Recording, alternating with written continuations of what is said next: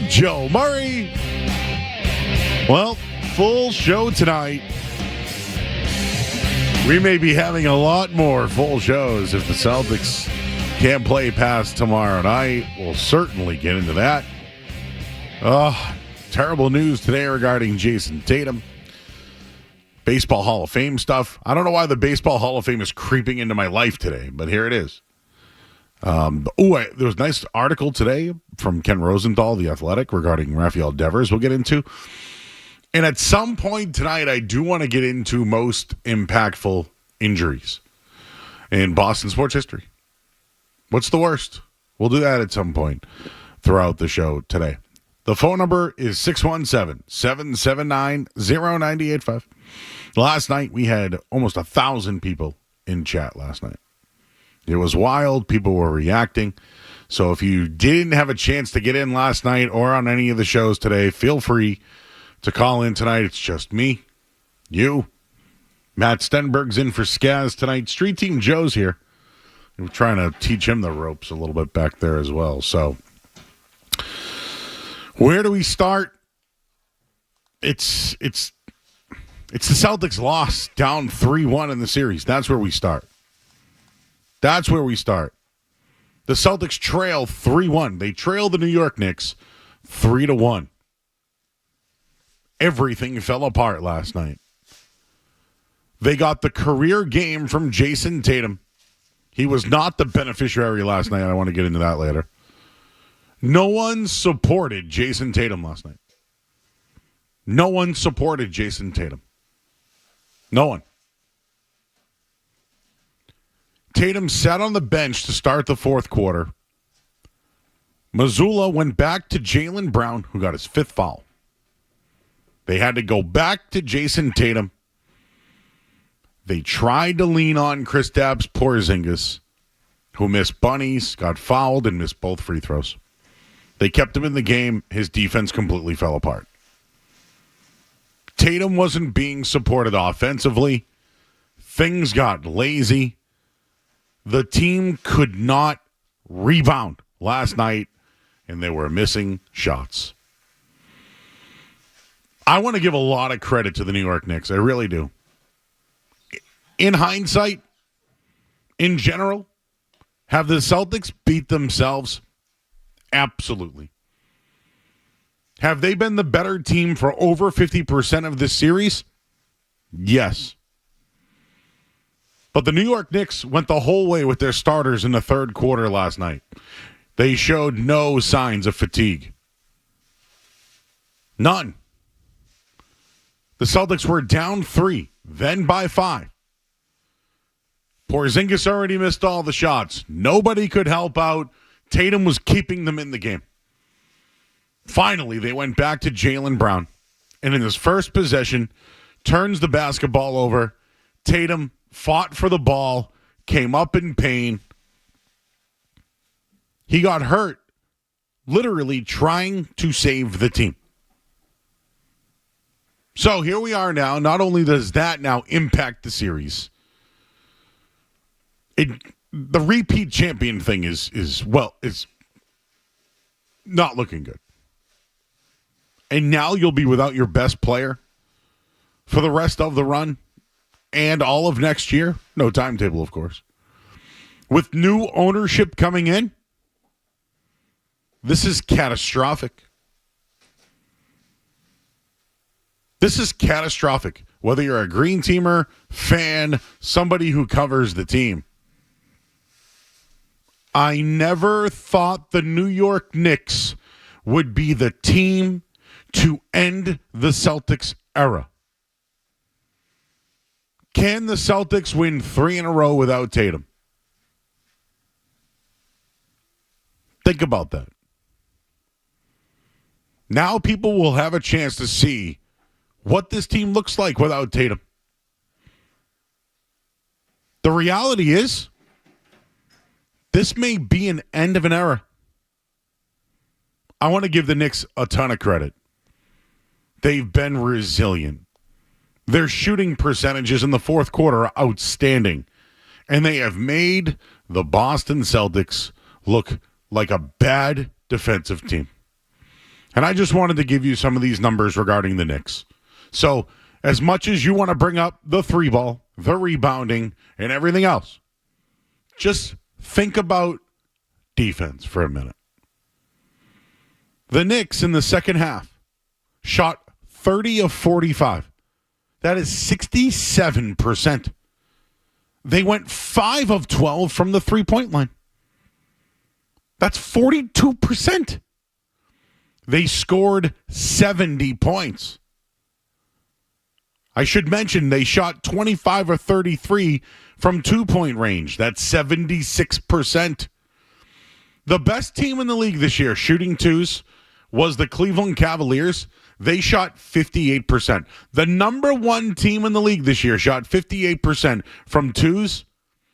The New York Knicks are shooting 76%. So I don't want to hear about the three-point philosophy anymore. I don't want to hear it. They're not playing defense. And the New York Knicks are hitting everything. Both can be true. They've allowed the New York Knicks to get in the game, and it starts with their front court, which has been absolutely embarrassing. You're going to hear this word rely a lot right now in this take. They relied on Al Horford this year. They've relied on Kristaps Porzingis. They gave up 11 offensive rebounds yesterday and 15 second chance points. The biggest issue for the Celtics this year has been rebounding and points inside the paint. Now it's second chance points. Literally allowed New York to get back in the game. And I should also mention Jaylen Brown again.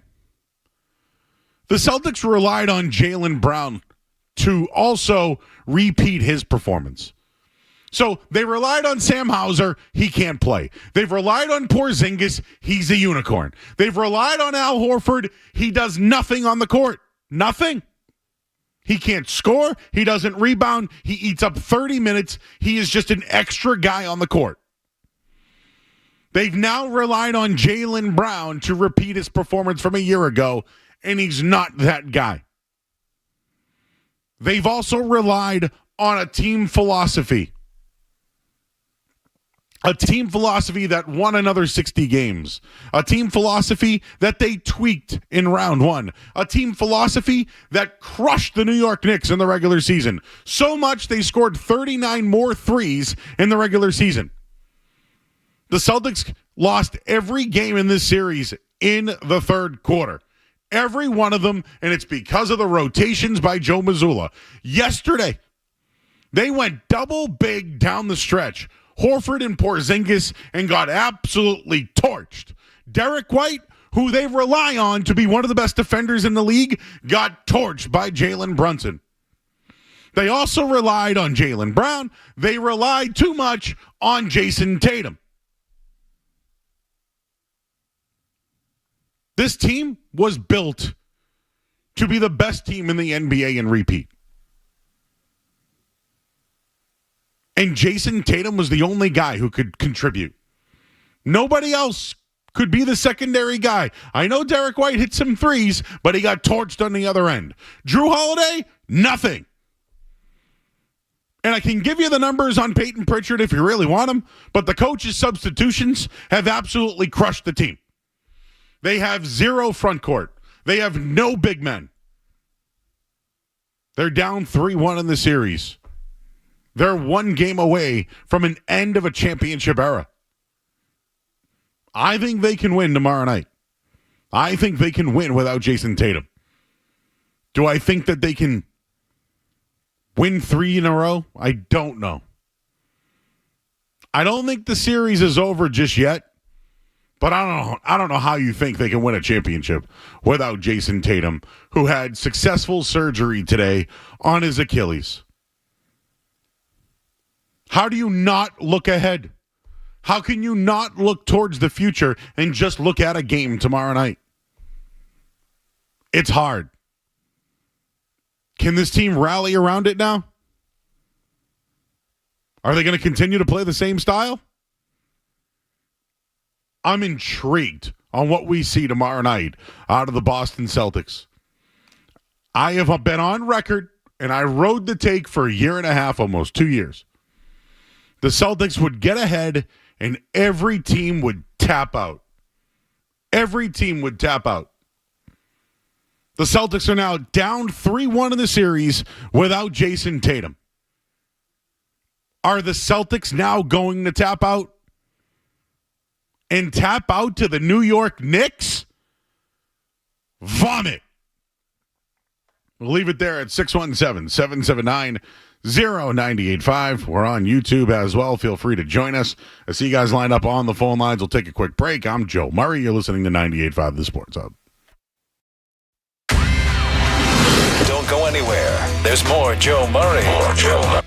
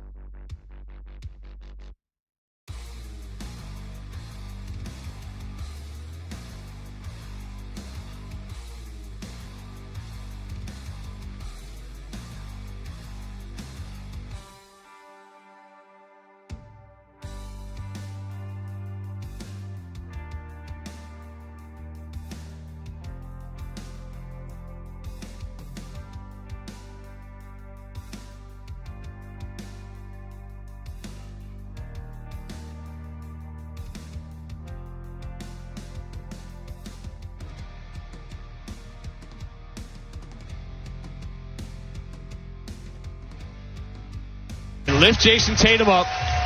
No weight whatsoever on the right ankle. Every Celtics title defense, it seems,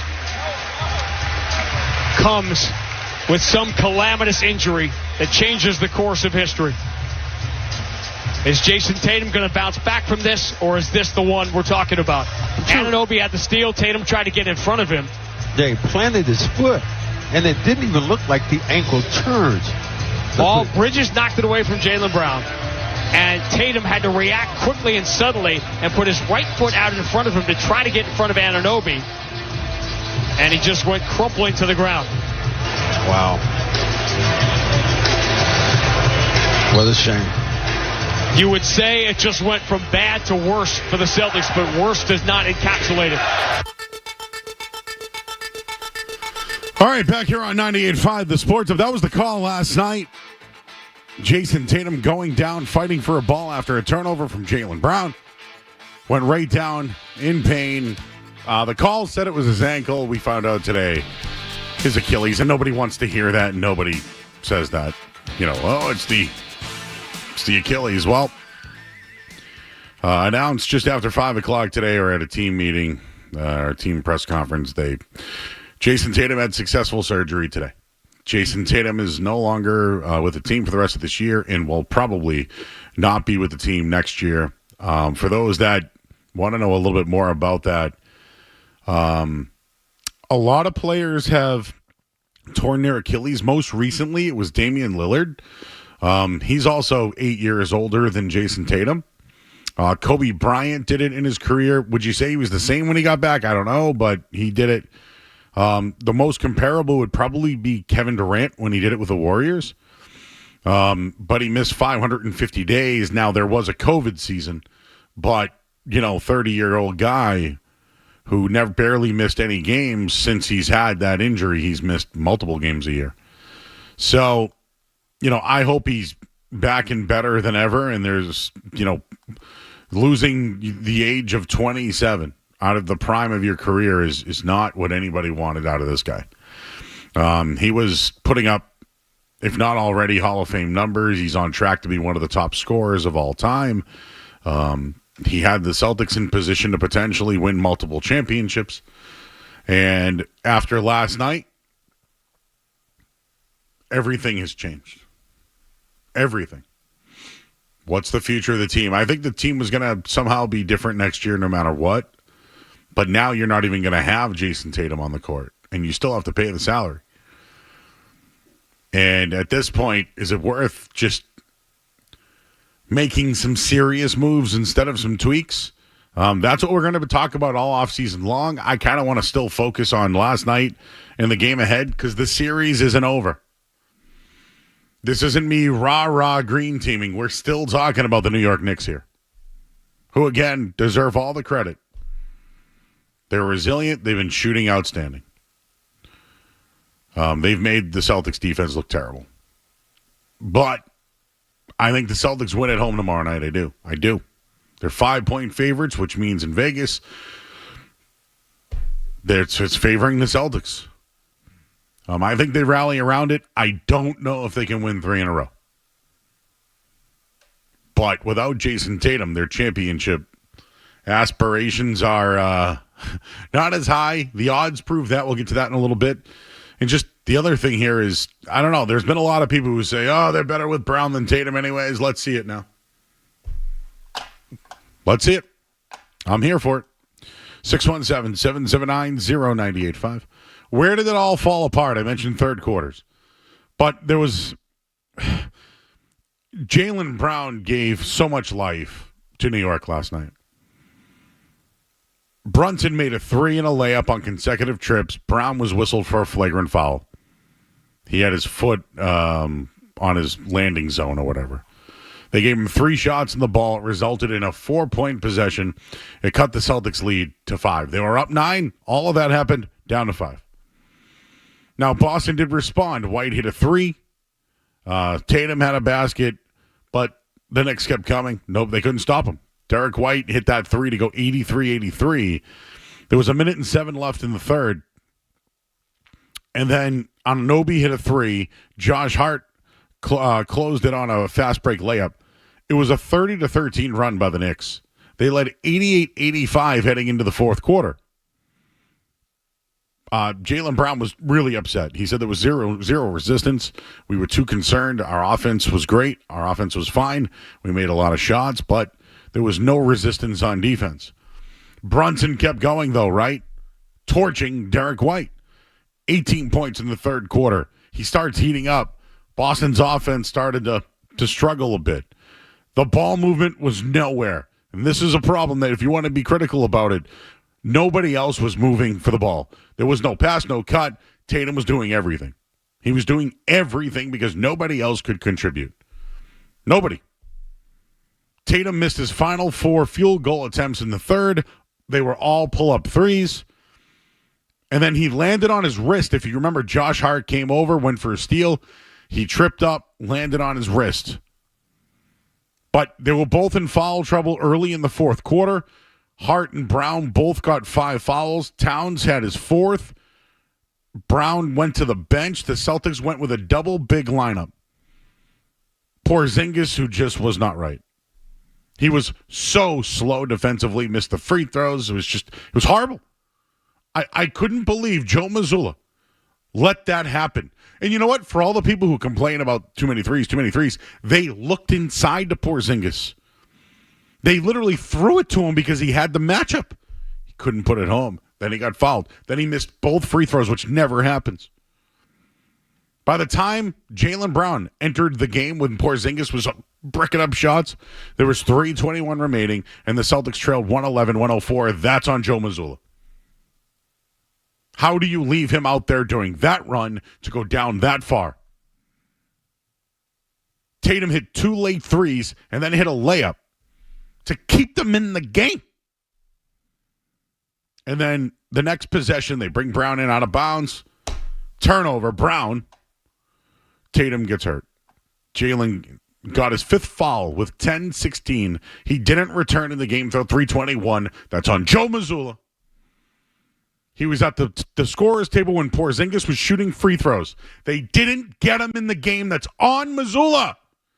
How do you leave Porzingis out there to be shredded defensively and on the boards?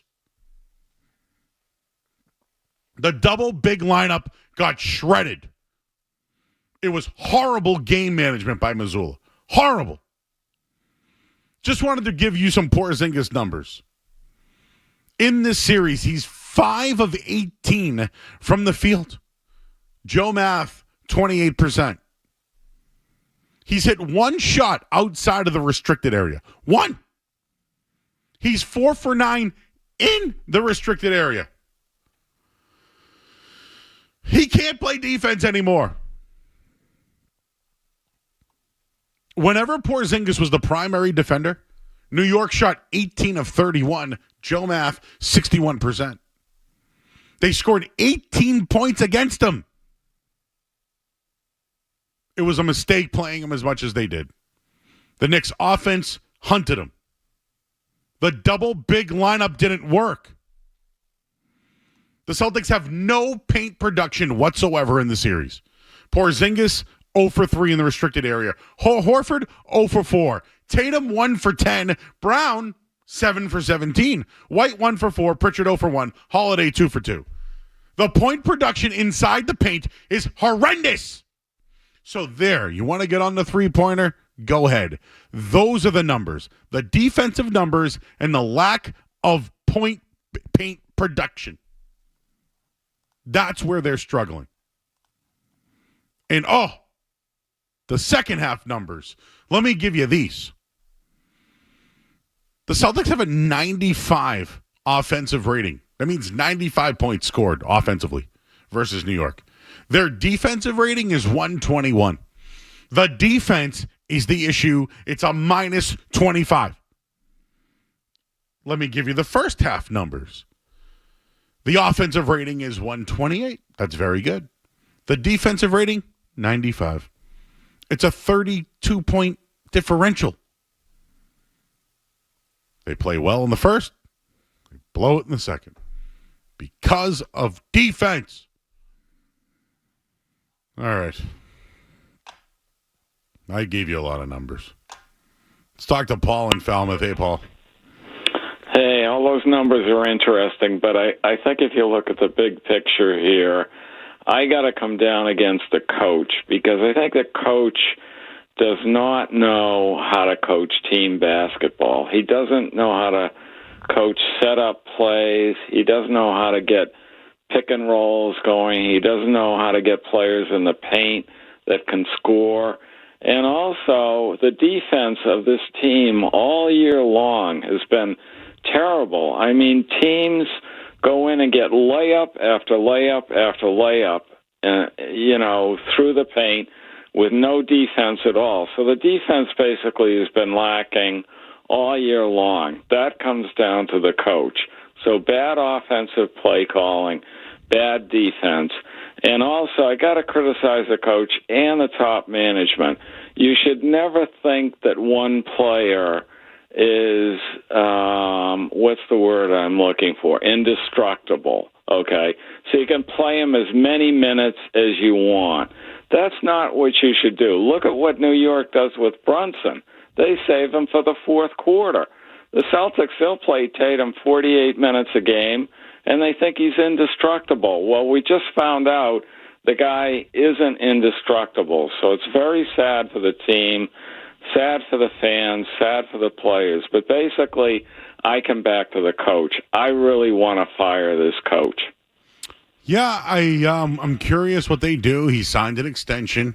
He's here. He just won a championship. It wouldn't be uncommon to win a championship and be fired. It wouldn't be uncommon. They needed a coach after Ime got fired. Tatum and them wanted him. He follows a philosophy. It's worked. If you're going to go through changes, I don't know if starting with the coach is where you want to go. You might want him to stay for a bit. But there's no doubt about it. He is definitely leaned on and relied on guys a little bit too much and his philosophy. No doubt about that. All right, let's hit the Sports Hub headlines. I see you guys lined up on the phone lines. We'll get to you. We'll take a quick break. I'm Joe Murray. You're listening to 98.5 The Sports Hub. Essential Sports Hub headline presented by Celsius Energy Drinks.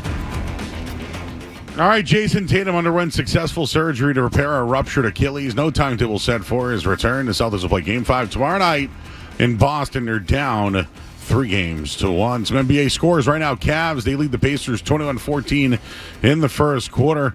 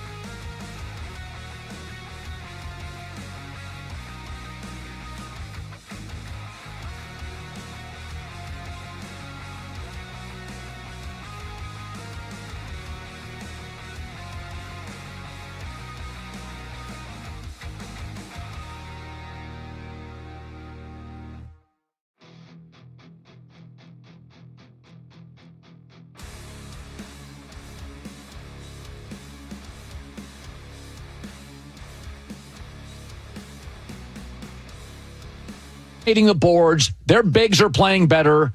They're passing better, less standing around, better decision-making, more points in the paint. Tibbs took the Celtics head coach, Joe Mazzulla, to the cleaners.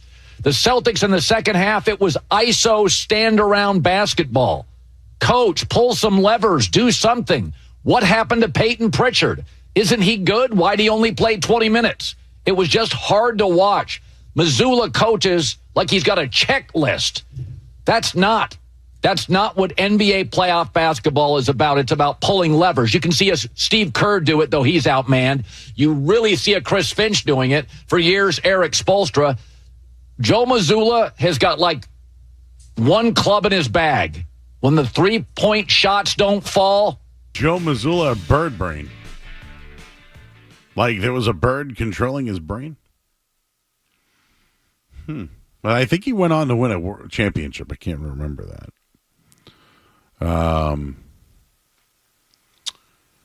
Yeah, I was more upset with the defense and the lack of getting Jaylen Brown back in the game and going with the double big lineup. I understand why Joe Mazzulla's mentality was to go double big. So for the people who say, well, they shot themselves out, no, they went double big and actually went inside to Porzingis. He just sucked. On 3 straight possessions, he got you 0 points. They went inside to him. He got fouled. He missed 2 free throws. Like, they went inside to him. They went with him. Again, just to give you the numbers one more time, Jaylen Brown left with 10-16 in the fourth. He returned at 3:21. Porzingis played those minutes. They blew the lead. I just thought they absolutely mismanaged it. And now what do you do without Jayson Tatum? What's your starting 5 now? Do you go back to the double big? Do you put Porzingis back in the starting lineup with Horford at the 4? And just roll out Holiday and White and Drew Holiday and Jaylen Brown? Like, what do you do now? I almost wonder if they start Hauser if he can play. I don't even know. They're 5-point favorites tomorrow. I think they win. I do. I think they win tomorrow night. I don't know if they can win the series or win 3 straight.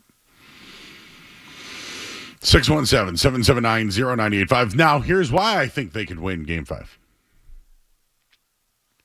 They're 9-2 this year without Jayson Tatum. That's pretty good, right? 9-2. They won a playoff game already without him. Here's another one. Peyton Pritchard minutes. He only played 20 minutes in Game 4. I have blamed Mazzulla for not scheming up ways to get Pritchard involved. But you know what? In Game 3, they did. He played 35 minutes. He had a huge night. They won. In Game 1, he played 24 minutes. In Game 2, he played 22 minutes. So, I don't know. Double big lineup or Pritchard who can dribble and score? I know that they've been getting beat on the rebounds, but Porzingis isn't doing it, and Horford isn't doing it. And if you're going to throw names like Neemias Queta at me, I'm probably not in. Maybe it's Luke Cornett, but is that, that doesn't help your double big situation. I would go with Pritchard. He's all you, and you know what? He's been a better defender. So that's just my take. More Pritchard. Also, please, can you at least try to defend Jalen Brunson? I don't know. Double team. Just something. Can you try to defend him? He's pretty good. I don't know if you noticed that. Connor is in Dorchester. Hey, Connor. Hey, Joe. Kind of going off what you're talking about. Porzingis looks terrible. Let's not play him. I like the Pritchard minutes. Let's put him in. Go small lineup until it doesn't work. I know you like the small ball lineups. I do too. Let's do it until it doesn't work. What do you think? Bye. Thank you. I think they can win Game 5 tomorrow night. That's what I think. I think they can win Game 5 tomorrow night. The double big lineup hasn't worked. It hasn't. I still think Pritchard's best off the bench, but you got to give him minutes. I'm not sure what they do with Tatum out. I really don't know. Hauser was always my guy, but he hasn't played yet. You can't just throw him in there.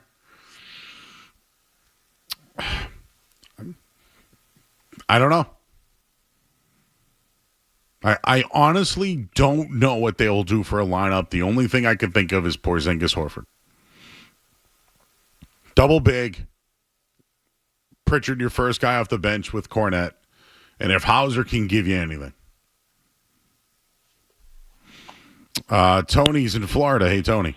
Good evening. Thanks for taking the call, sir. I'll tell you, I agree with you and everything. I believe they can definitely come back and actually win the series. I really do. But here's the thing. I grew up, watching the 70s and 80s Celtics. And I mean, what we really miss right now is the quality of the whole NBA. And of course, the Celtics are part of that. I mean, you don't see the passing, the crisp passing, the footwork, the ball movement, making plays make the plays. They don't set anything up. They come out of a timeout.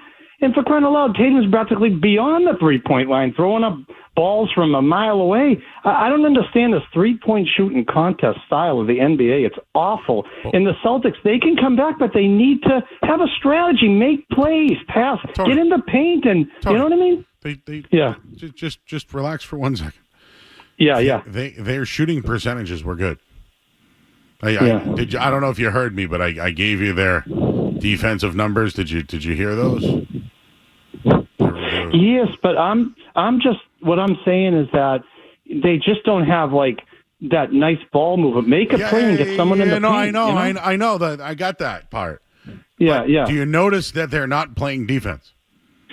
Oh yeah, no, absolutely, no. I completely agree. I don't even think we should talk about the 3-point game anymore. They're not defending. They're not rebounding. No, their offensive rebounding was horrible. I totally agree with you. No, absolutely. I don't know if I can do 4 hours of the 3-pointer thing. They're not defending. They're not defending. No, they're not playing defense. No, not even 4 hours of the 3-point thing. I know what you mean, but like just the whole way they play the game. They're not defending, but on offense, like, why don't they make plays and pass and get in the paint and just make a play? I mean, no one's cutting and nothing. No one's cutting the lane and lay it up. I mean, nobody did anything last night, and I appreciate you, Tony. Nobody did anything last night. They just shot threes. But I will tell you, with the game 88-85 New York, Tatum came in the game and threw it up to Porzingis. On 3 straight possessions, they went inside. He went over all of them.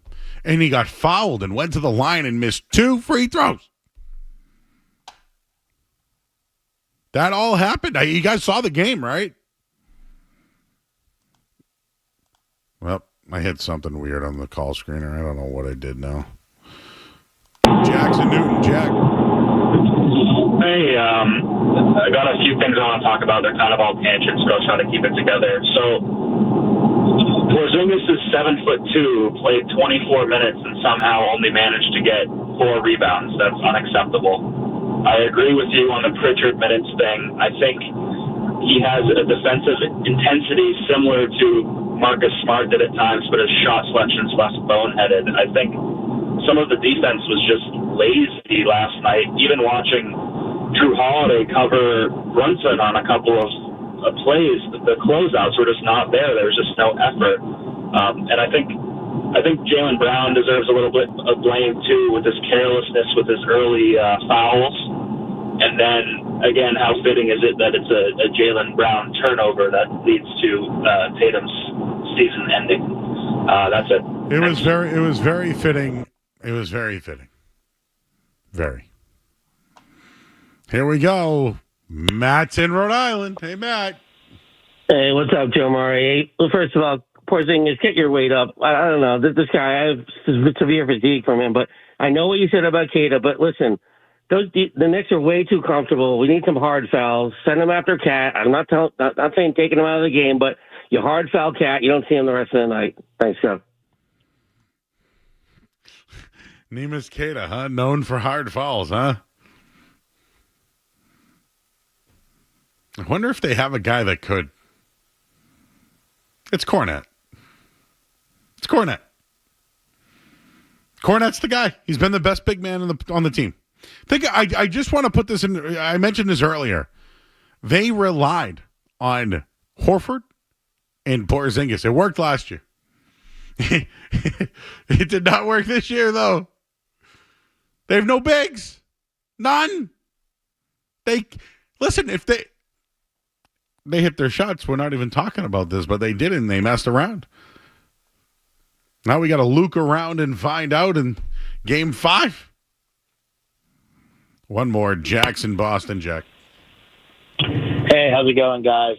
Just want to start off by saying the Tatum injury is probably the most tragic thing I've ever seen as a Boston sports fan, at least in my lifetime. But that aside, I think Game 5 is a huge game. If you can somehow pull out Game 5, the pressure is absolutely on the Knicks in Game 6. I mean, just imagine the Knicks lose without Tatum in the lineup. I think Game 5 is huge for the series. You win Game 5, you get Game 6 in the Garden, can't lose Game 7 at home. That's what I think. Thanks, guys. Yeah, I'm only one game right now. Tomorrow night, one game. Can they win? I do think so. I do. There was something smelly in the NBA yesterday. Smelly. I want to talk about that coming up next here on 98.5 The Sports Hub. More Joe Murray coming up on The Sports Hub.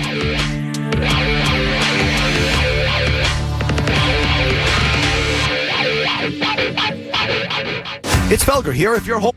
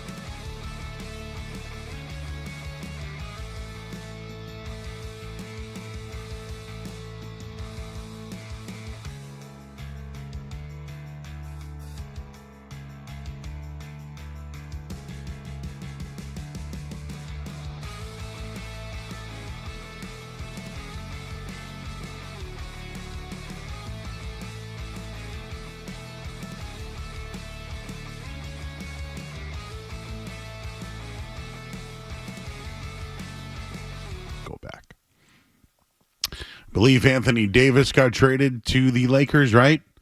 What did New Orleans get? The number 1 pick, Zion Williams. Oh, years ago, LeBron went to the Lakers, and what happened?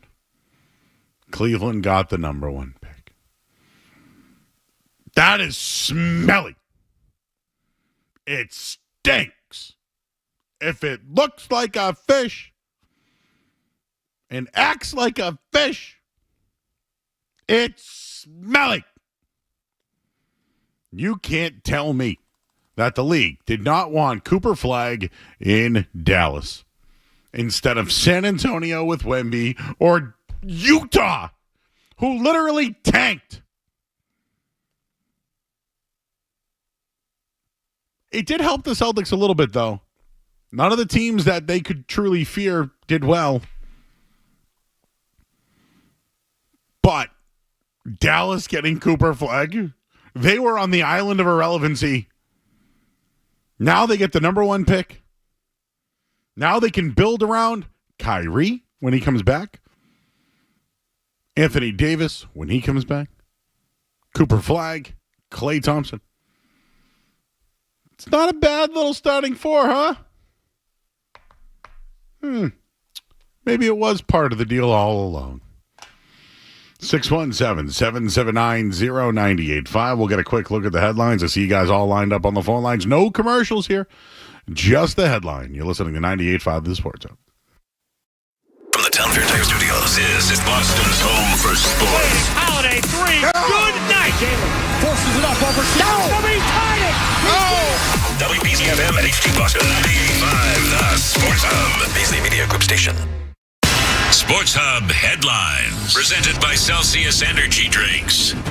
Jayson Tatum underwent successful surgery to repair a ruptured Achilles today. There's no timetable set for his return. He's out for the rest of this year, most of next year. And, well, the Celtics will play Game 5 tomorrow in Boston, down 3-1. NBA playoffs, 46-44 right now. Cavs with a lead, down 3-1. Nuggets and Thunder play later on tonight with that series tied at 2. NHL score just about to get underway. Winnipeg in Dallas. Stars have a 2-1 series lead. And the Red Sox right now in action against Detroit. They have a 4-3 lead. Let's see. Jaron Duran an RBI single. Alex Bregman with a dong.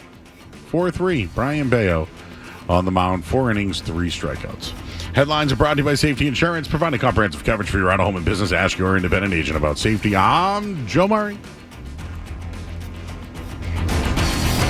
Start your day. Ooh, that's a good one. Work through your day. What's that thing we do at the end of the show? And end your day. I'm not giving you an opinion. I don't know. Right here. 98.5 The Sports Hub. Felger and Maz are just his pregame. They've been getting wholesale deals for years. It's Joe Murray on the Sports Hub.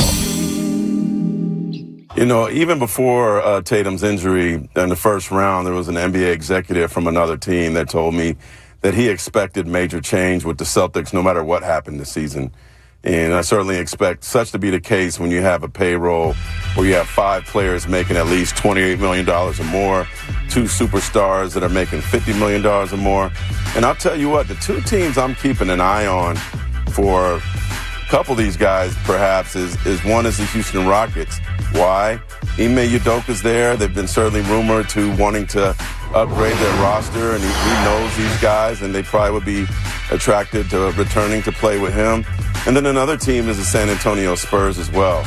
They got the number 2 pick, and I'm told that the Spurs are quite happy with the talent that's available at number 2, but they're going to explore potentially trade. Wemby, right? Castle's been great.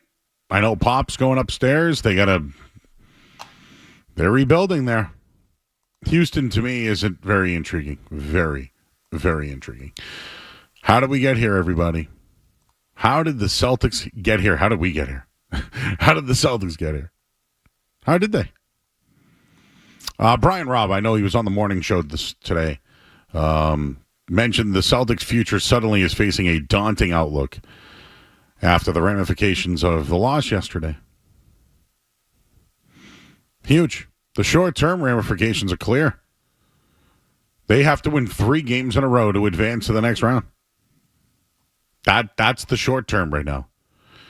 Worst case scenario, Tatum gets surgery like he did.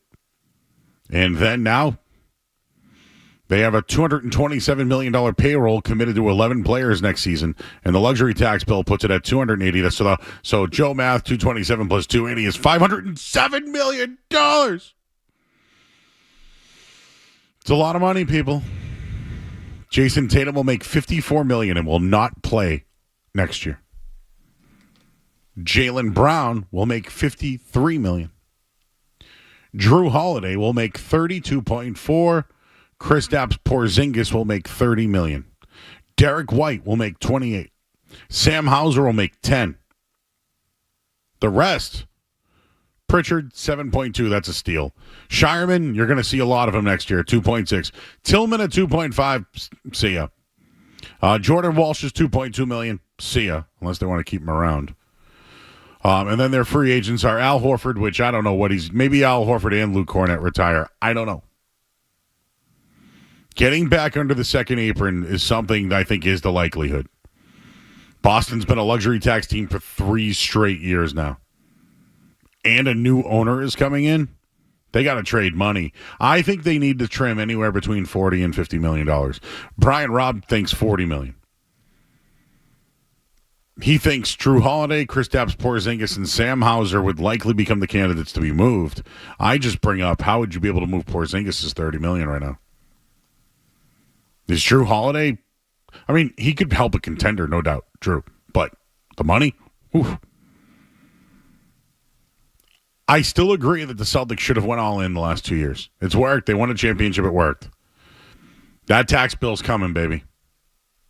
They got to make some painful choices because Jayson Tatum's not going to be involved. And for those that will ask me, this is what I think the Celtics should do. Tatum's done for next year. You don't even see him. He's not even in the plans. Not even if they make the playoffs. Out. See ya. If I was Jaylen Brown, I would get knee surgery. Get knee surgery. Fix your MCL, whatever the hell it is. Fix it. Strengthen yourself. Maybe don't even play. I still think the Celtics' best interest is Tatum and Brown. I think that they can fill their team around Tatum and Brown. I do. But next year, I think they should think about sitting both. I'm not saying tank, but they might need to consider getting a draft pick.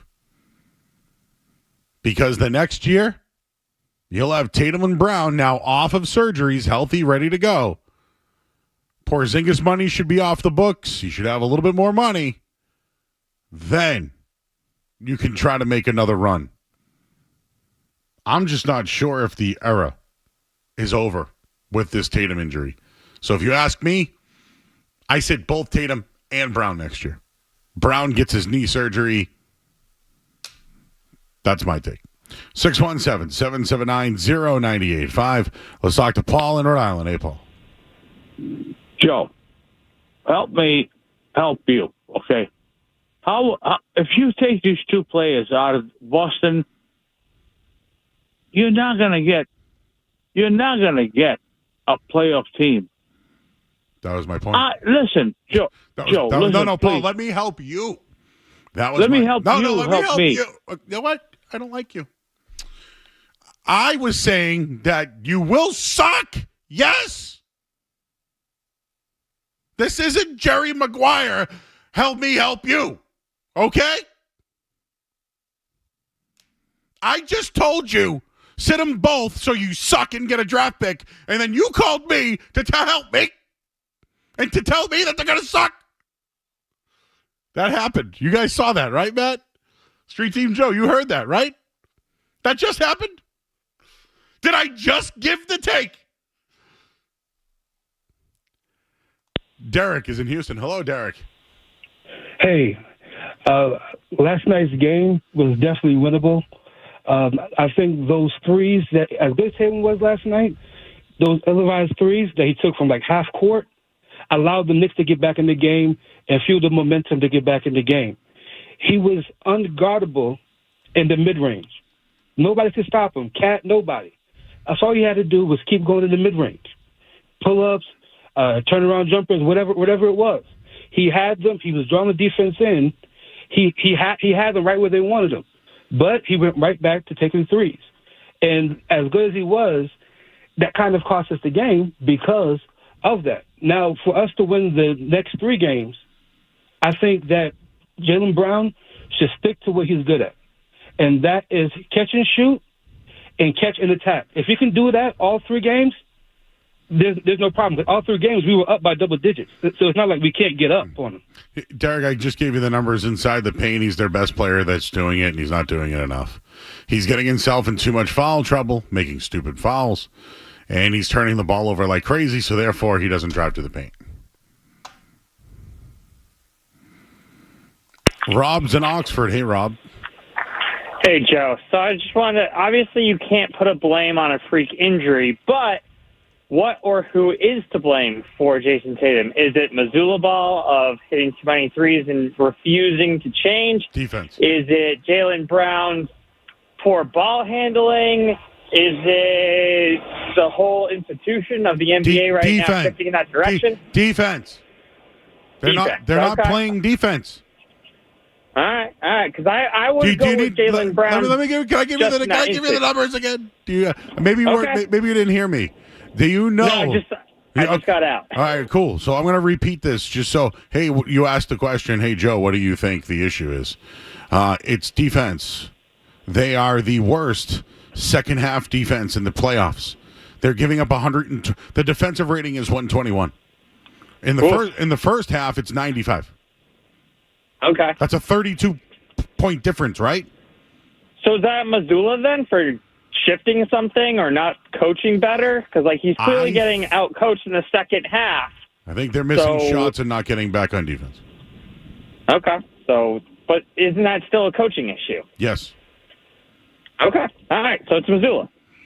Yeah, I mean, I think it's Sam Cassell, too. I think it's the coaching stuff. You got to be better on defense. They're not better on defense. They're not good on defense. They're not good defensively. Jeff's in Wareham. Hey, Jeff. Hey, Joe. I think it's crazy how last night's injury changes our perception of this team so quickly. It's in the NBA, it's crazy. I think this team now could be in the same spot that Denver was when they won in Milwaukee, where you win one and you move on from guys and you might not get back there. And who knows what, obviously, the Nuggets do this year, but they could be in that same boat. And you can take this with a grain of salt. You know, I'm a CSB grad. I interned at Comcast Sports and a few other places. Nice. People I know within the organization have told me that Porzingis, Holiday, and White and Hauser are as good as gone. So this team is going to look incredibly different, and we'll see how this team looks. I wonder what Isaiah Thomas is doing. Maybe he's available to come and play, you know? Who? Isaiah Thomas. Yeah. Well, when did you go to CSB? I graduated 6 years ago, and then I interned at Comcast Sportsnet, Holy Cross, a few other places. Oh, I went there too. Yeah, I know. Yeah. Cool, man. Cool.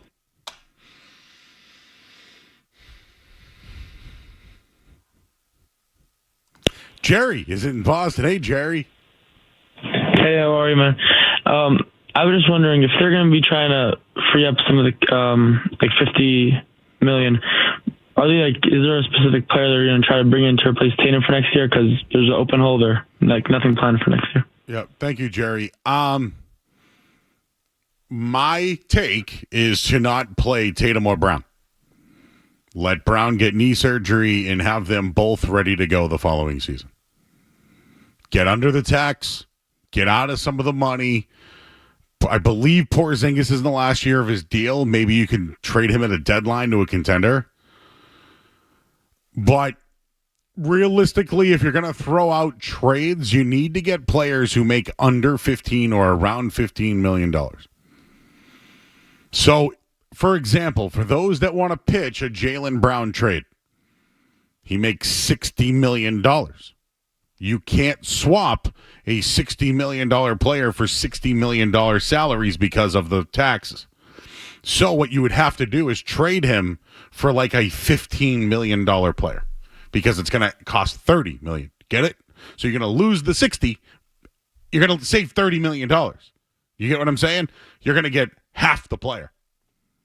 So you have to look at players that make under 15, 10. Like Pritchard's deal at $7 million is a steal, right? An absolute steal. They need to find those kind of guys. I think Baylor Shireman can play. I would play him next year. 82 games. See what you got. Maybe they draft another one in the first round this year and he gets some, role playing time. But, yeah, you can't really trade anything and hope to get back equal value. Just like Drew Holiday, if you trade his $30 million, now you got to get a guy that makes probably 10 or is at the end of a rookie deal. Because you can't take on the money. But I'll tell you this much. I'm sure somebody wants Drew Holiday. I think a team might want a big in Kristaps Porzingis at the deadline. Somebody might want a shooter in Sam Hauser, right? Does somebody want Derek White? I would like to keep him, but someone's probably 2 or 3 guys got to go. To me, it's not Brown. Todd is in Bridgewater. Todd. Hey, Joe. So I just want to kind of evolve what you were talking about earlier about kind of not tanking, but seeing where the bottom is of this team. So let's say you go and you go blazed earth. You get the number 1 pick. It just so happens that the number 1 pick probably in that draft is going to be A.J. DiBiasenza from Brockton. Yep. And wouldn't that be serendipitous of if they strip the team down and all of a sudden we get the fabled son from Brockton? He would. They need front court help, dude. And I don't know if they can be bad enough. I don't think they can. But can you get in the lottery? Can you get in there? That's why I sit Brown and Tatum next year. We'll talk to Brian Barrett of The Ringer. Let's get his thoughts on what's going on with the Green. He's got some numbers. We'll do that next here on the Sports Hub. Don't go anywhere. There's more Joe Murray. On the way on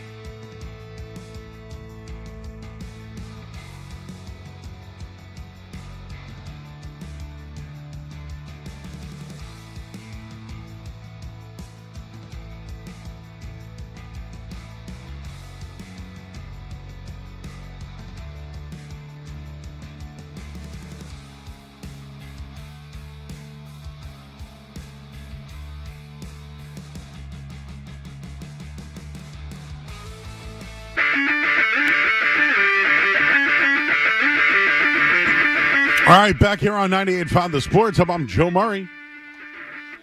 Well, we've been talking Celtics. People are literally going crazy. Let's get some numbers. Let's talk to Brian Barrett. He is of The Ringer. Joins us on 98.5 The Sports Hub. Brian, I've been taking calls about the threes all night, and I would just like to let everybody know that their issues were offensive rebounding, and defense. Could you please explain the offensive and defensive ratings from the first half to the second half that the Celtics are not doing well at?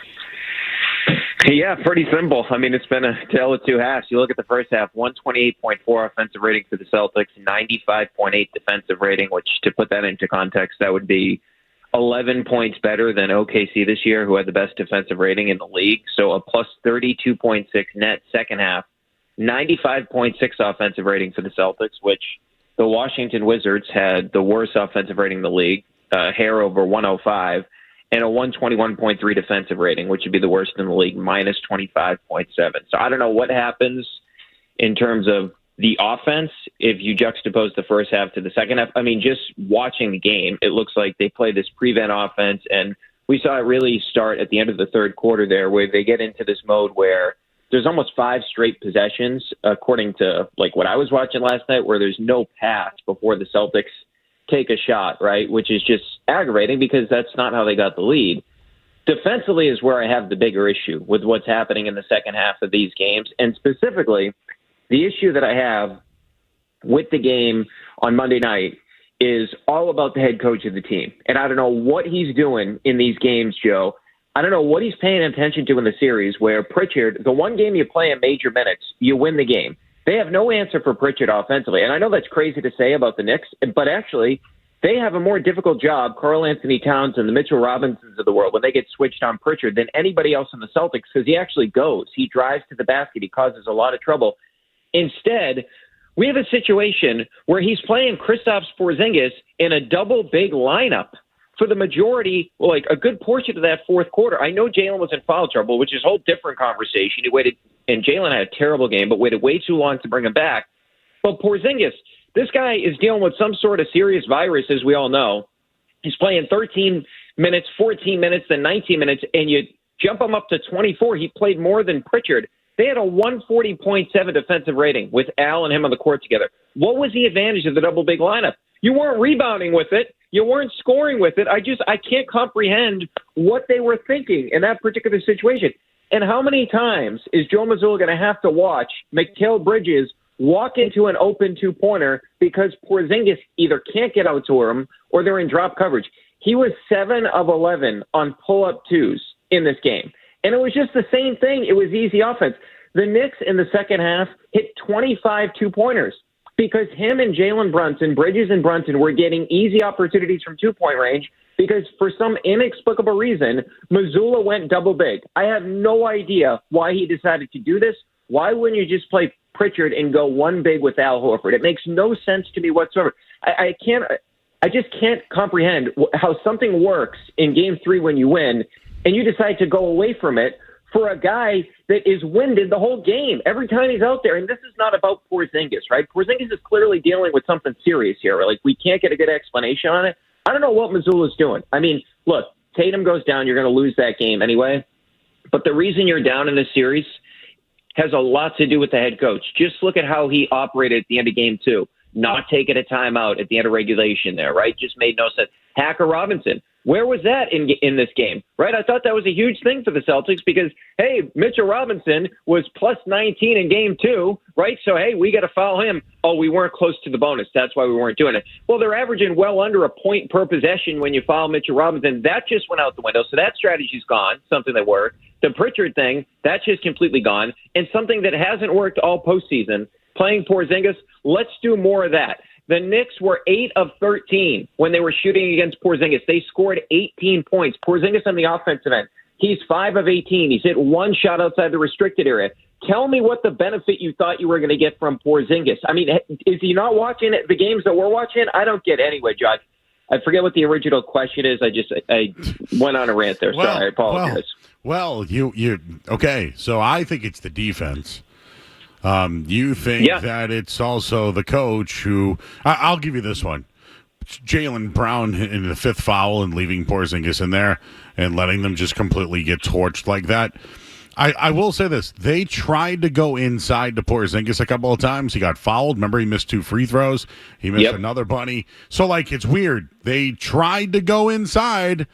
It just didn't work. And I almost blame the team for relying on him because this was always the case with this guy. They didn't need him last year. They needed him now, and he hasn't showed up. Yeah, well, that's what I don't understand that, right? Because he misses the free throws. And by the way, Jaylen is at the scores table at that point. So in fairness to Missoula, he was trying to get him in there. But you can also use these things that are called timeouts to get Jaylen back in the game. There's no reason for Jaylen Brown to come out of that game when he picked up the fifth foul, which, by the way, Jaylen had just some mind-numbing fouls in this game. Like, he's complaining about the one he had on Hart early in the game where he just basically elbowed him in the back of the head by trying to get around him. The first one that he had where Drew got an offensive rebound, gave it to Jaylen. Jaylen just tried to go through Brunson when it's like, dude, like Derek White's wide open in the corner. Just, you can throw the ball at him. And then, and I know people like disagree with it because it doesn't look like a violent foul. The flagrant foul he picked up, that ended up being a 4-point possession for the Knicks. And it's 9-point lead down to 5. Yeah, it's clearly a foul. But my whole thing is this, like Porzingis misses those free throws, right? And he's missing all those bunnies.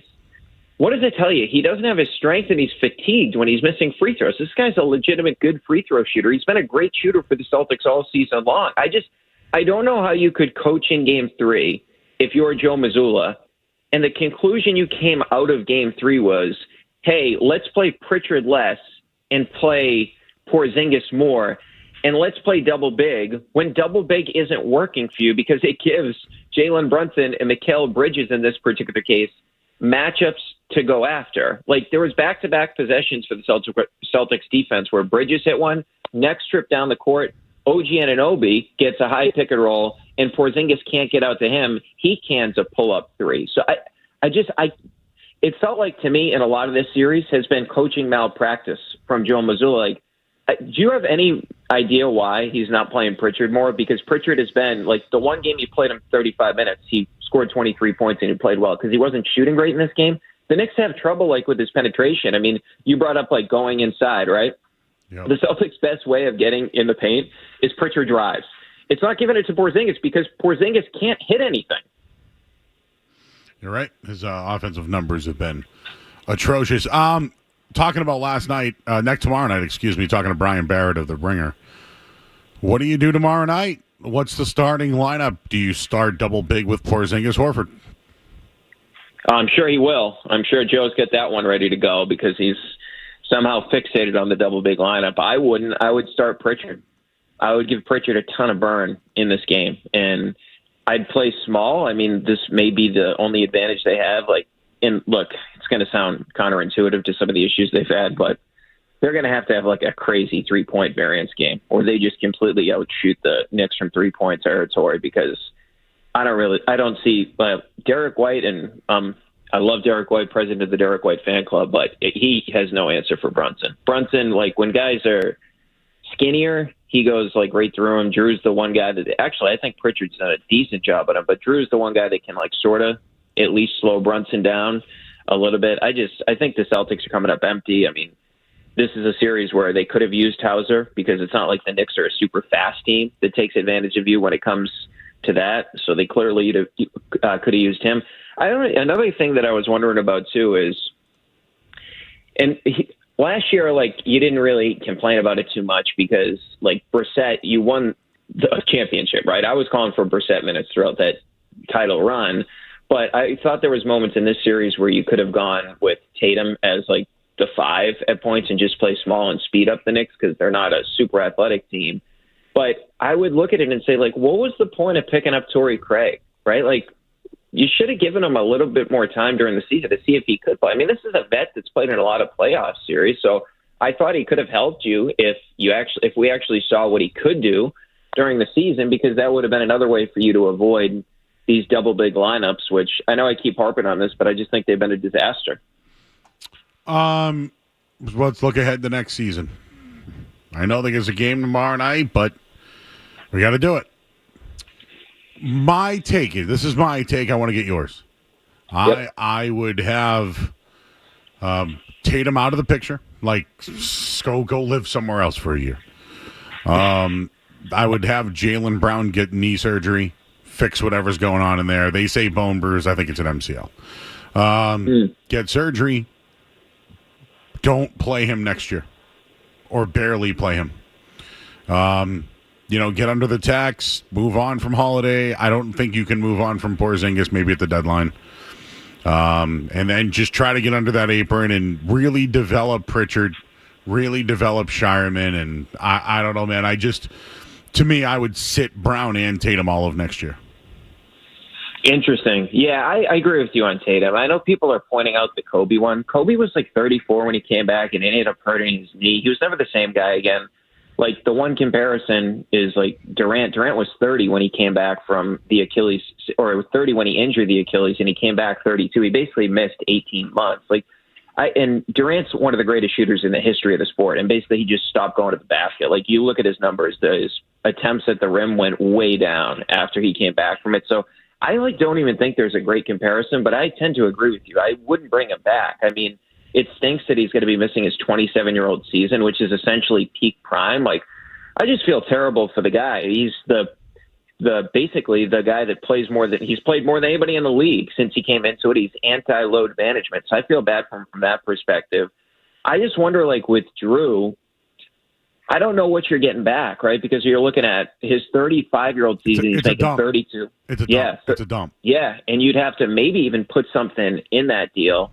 Hauser is a guy that I think you get something in return for. That's obviously, he's the obvious one that's going to be on the trading block, just because how much his $10 million counts essentially against the salary cap.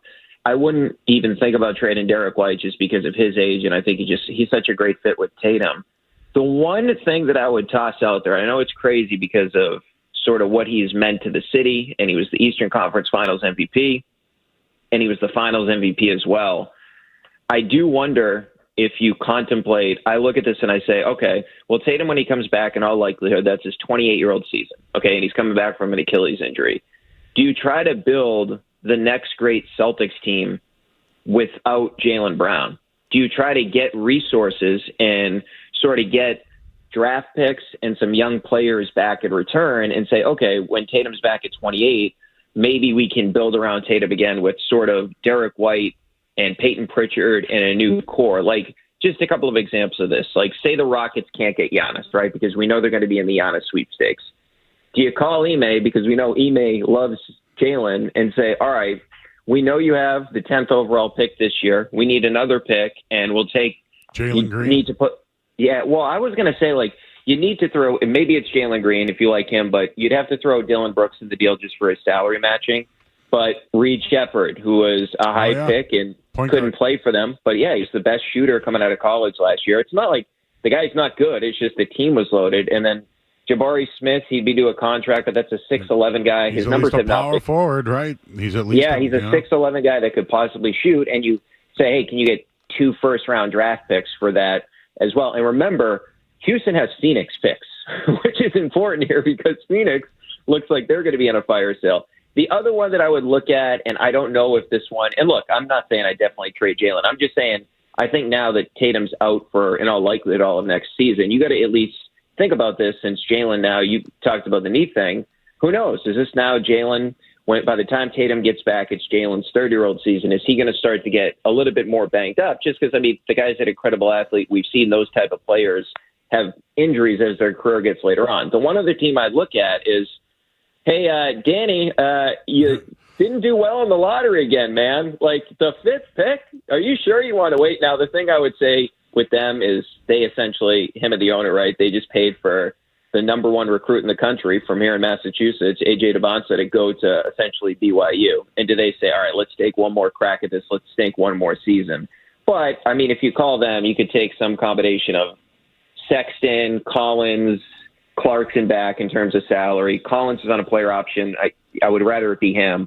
But the 2 guys that I would take back in that is say, okay, Walker Kessler, who was number 2 in the NBA in blocks last year. He was in the top 5 in rebounds. He's a good defensive center. Cody Williams, who did not have a great rookie year, but this is a guy that was 7th in the country a couple of years ago in 2023, coming out of high school. And Utah, along with OKC, they basically own all the picks into the future. So could you get 2 more first-round picks there? And if Danny gets really desperate and he says, hey, is this turning into like the '08 Celtics where in '07 we couldn't get essentially the Durant or Odin of the draft, and I know they wanted Durant, and say, okay, well, if I get Jaylen, can I get one other player? Because they do have the resources to be able to do that. So I would just look at those things. If I'm Brad Stevens, I know that's a really difficult thing to do just because of what Jaylen means to not just the organization, but the city and, of course, the championship run. But do I think about building another team around Tatum and seeing if I can get some draft picks? Because, like, the thing is, the only reason I'm really optimistic about Tatum coming back is he's going to be 28, right? Like, it stinks he's missing 27, but he's still going to have some prime years left, even if he's not the same exact player that he was pre-injury. But I think if you're in a Celtics front office right now, and obviously they have one of the best front offices in the league, I think you have to at least consider the Jaylen proposition here. All right, Brian, appreciate all your work. I think they win tomorrow night, and we get a game on Friday. That's where I'm at. Wow. Joe, what did you make of the line? 5 points, dude. Well, generally as a bettor, if you want to get my analyst opinion here, I will never bet on a favorite at 5 points, but the fact that it's 5 points from the odds makers, it's a little bit of a bait line for the New York Knicks. So try to get money on both sides, right? I think the money came storming in on New York. That's why I think the Celtics win tomorrow, just based off the line alone. Yeah, it would be nice to see them rally for one game here, at least get it to New York, put play some defense. Actual pressure on. Just play defense. Play defense. Rebound the basketball. Hit your shots. Just do that. Yeah. They went 9-2 this year without Tatum. Yeah, it's true. And can I add one more thing? More Pritchard, less Porzingis. I am thinking I would start Porzingis and then just substitution Porzingis for the whole quarter. Man, it's so funny. Has anybody ever been more of their nickname than the unicorn? No, it's a good point. I mean, we knew this is sort of the bet they were making because of all the health issues in the past. But even think about the injuries he's had since he's gotten here. That weird surgery they had that wasn't it no NBA player had ever had that particular surgery before, and now he has this illness where I just don't understand it. He was over it, and then it came back. I don't get it. Well, I'll let you know that Garrett Whitlock threw the ass, not the gas, and just gave up a 3-run homer to go down 6-4. You got to be kidding me, dude. So I have right now. Yeah, I just saw it. So I'm a little bit behind you because I'm streaming, and I'm sure you guys get cable in the studio there. So I just saw it. I just saw it, man. They were up 4-3, and here comes the home run. Yep, Javi Baez, great. Just throw. What are you throwing that for? Yeah, I did. Whitlock's a complete disaster right now, man. I mean, he's not as bad as Hauk, but I mean, he is an absolute disaster right now. Hauk's an all-timer worse ERA by 3 runs. I know Hauk's an all-timer right now. Bad, like John Wasden level. That was uncomfortable. The only thing I'll say that was good about Hauk's start, and maybe it wasn't good in the long run because the Celtics lost, but the game was over before the Celtics started. So I didn't have to be glued into the Red Sox, too. I just had it on my bottom TV, and I wasn't really paying attention. But that was one of the most uncomfortable starts, and one of the worst starts I've ever watched. He couldn't throw strikes. Brian, just real quick, the best analysis I can give you with baseball is throw the gas, not the ass. Whitlock hung the watch. Do you see the replay? He hung the. What is that? Why are they throwing the ass? Yeah, man, he's supposed to be your multi-inning weapon. That's turned out to be a complete disaster, man. We need a good Red Sox season after what's gone on with the Celtics. Sigh. All right, Brian. Appreciate you, bro. Hopefully we're talking more Celtics soon. All right, Joe. Have a good one, man. Later, man. He's Brian Barrett of The Ringer. Just throw the fastball. Oh, throw the stupid ass. Curveball hooks it right over the plate, and the guy just like a golf pitching wedge just takes it out of the yard. Why are the middle relievers throwing changeups and curveballs over the middle of the plate? Just throw the fastball. Don't they know their role? Who's the closer for the Phillies? What's he do? Was he throw fastballs? Oh, that's a fun question because they don't really have one that does it every single night. Does anybody throw fastballs on that team? Yeah, Zach Wheeler. There you go. Just throw the gas. Matt Strom's done some closing. Jordan Romaro's been awful. Alvarado's done closing. They have a commission, like a committee, but it's not good. Dave Dombrowski committee? Oh, yeah. I know all about that. Just, again, I don't have to give you baseball analysis. Throw the gas, not the S. We'll get the headlines here on 98.5 The Sports Hub. Essential Sports Hub headline presented by Celsius Energy Drinks. All right, Jayson Tatum had successful surgery today to repair a ruptured Achilles tendon. No timetable. Celtics play Game 5 tomorrow night. They're down 3-1. At halftime, well, just after halftime, Cavs have a 64-62.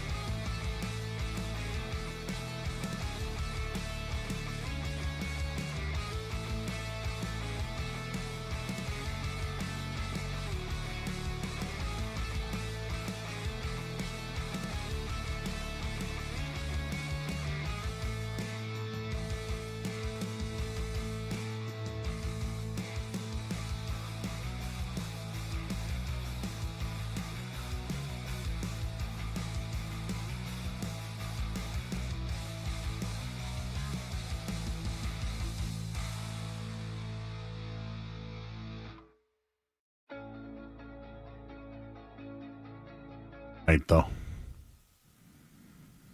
You know what I think could cheer us all up? A good game of in or out. What do you think? Let's all just play a good game of in or out. We'll have some fun. Matt Stenberg's in tonight for Skaz. Street Team Joe's back there. So let's play in or out. We'll do that next. I'm Joe Murray. You're listening to 98.5 The Sports Hub. More Joe Murray coming up on the Sports Hub.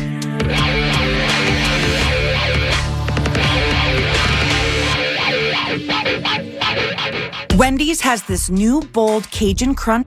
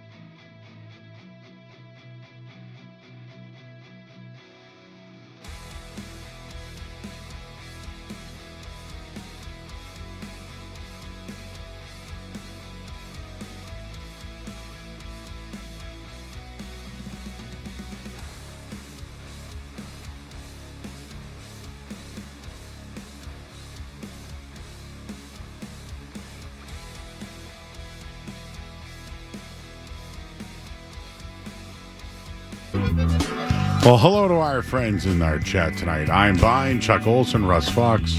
I think we might be good now. Who else is in there?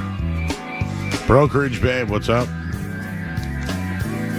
Our old intern Kevin just texted me, when are you going to throw the gas, not the ass, on a t-shirt? Well, you know what? We just might. All right, what do we got tonight, Matt? All right, Joe. So first up, obviously, Jayson Tatum out with the Achilles injury. His return to the Celtics is questionable for the foreseeable future. So it's up to Jaylen Brown. And I wanted to ask you, in or out, on Jaylen Brown and Jayson Tatum winning a championship a game at some point in the future together. Will Jason, in or out on Jayson Tatum and Jaylen Brown winning another championship together?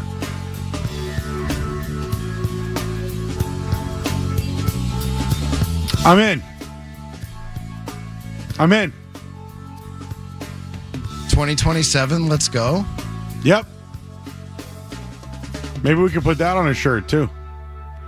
2027, but it could be Jaylen Brown 7, and then the 20s can be Jayson Tatum 0. Definitely looks more like a Bill than a William. He looks like a Bill than a William. Yeah, definitely. Would he be a Billy?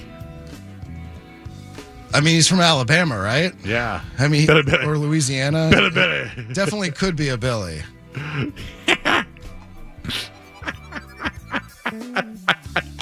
That made me laugh. That could be a good meme. Billy C. What about Soup? Would you call him Soup? His last name's Campbell. I mean, Billy Soup could be a very funny name. Willie Soup. Or like Billy Gumbo. Oh yeah. What if he gives up a sack? What are we gonna call it? Like Cerrone likes to call when you play bad defense, barbecue chicken. In basketball, what do you get Gumbo served? Get served Gumbo? Maybe something to do with crawfish. I don't know. I do like the served part though. Mm-hmm. He just got served. All right, what else we got? All right, next up we got so Pat McAfee. I'm not a big WWE guy, Joe. I know you are, but he has apparently made himself a presence in that sport. In or out on a Pat McAfee trading card? I'm in on all trading cards. If we had a Street Team Joe trading card, I'd love it. If we had a Matt Stenberg trading card, I'd love it. Skaz, love it. My own. So I'm not against Pat McAfee, but does Pat McAfee need a trading card? Here's another thing, right? Wrestling fans love him. He should have a card. Is he the most famous punter of all time? Probably Ray Guy, I believe, is in the Hall of Fame, right? Punter. Right. Who I think got in like relatively recently because there wasn't any punters in there. But, I mean, Pat McAfee is like staple punter. You almost forget he played in the NFL. Ray Guy was well, okay, he was Hall of Fame induction 14. Wow. Campbell would be a Billy Bob. That's actually a really good name. All right. Well, we're up against it. We'll save the Miz and Gladiators and all the other stuff for another night. Do you like Clam's Casino there, Joe? Okay, good. All right, well, maybe one night we'll make your golf list if you won the Masters. All right, let's get to the headlines. We're late. I'm Joe Murray. From the Tire Tire Studios, the 18-time world champion Boston Celtics are looking for number 19. Tatum pull it up. Hear every playoff game right here. Your home for Boston Celtics basketball. WBZ FM and HD1 Boston 98.5. The Sports Hub. Beasley Media Group Station. Sports Hub headlines. Presented by Celsius Energy Drinks. All right, Jayson Tatum underwent successful surgery to repair a ruptured Achilles. No timetable is set. Game 5, though, tomorrow night with the series At 3-1, Pacers have an 87-81 lead right now, beginning of the fourth quarter over the Cavs. They're going to close things out. Denver goes to Oklahoma City at 9:30. Jets and Stars tied at 1 midway through the second period in the NHL. And the Red Sox, they have tied the game. Mr. Hamilton. Mr. Hamilton. You know what his name is? David Hamilton. They put him in the lineup tonight. You know why? Because Trevor Story stinks. Guess what he did? He tied the game with a home run. I don't think that's happened for this team in a long time. Scoring late in games? What is this team? Anyways, headlines. They're brought to you by our good friends, and of course they are our good friends at Celsius Energy Drinks.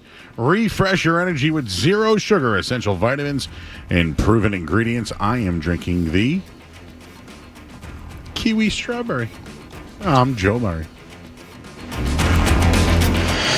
To us, Boston pride runs deep. I'm a Bostonian! This is Boston's home for sports. Bow, bow, bow! 98.5, the Sports Hub. Everybody knows Joe.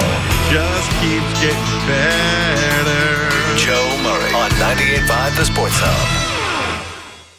Oh, schedule day. Oh, schedule day.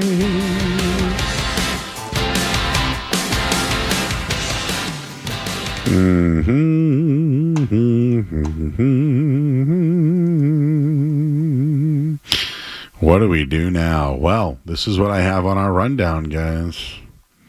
The NFL schedule. Do you know the Patriots don't have to do a lot of traveling this year? Which is, I'm being selfish right now. I work Patriots games. I don't enjoy the Germany game or the London game or the whatever game. I believe it or not, Stenberg, I actually like the game because I shouldn't say that. I don't like the fluctuating times. I like 1, 4, maybe a Sunday.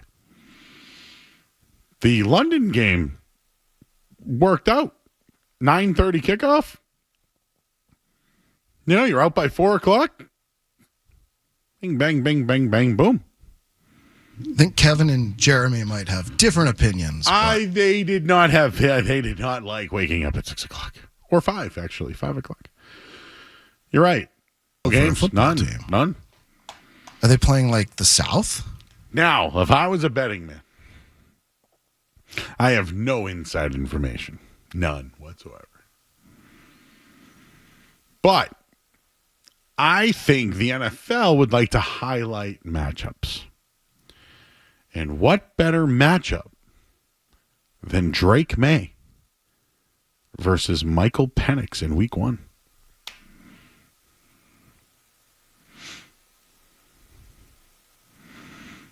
Falcons, Patriots. Is there a little history there? Start the year with a non-divisional game?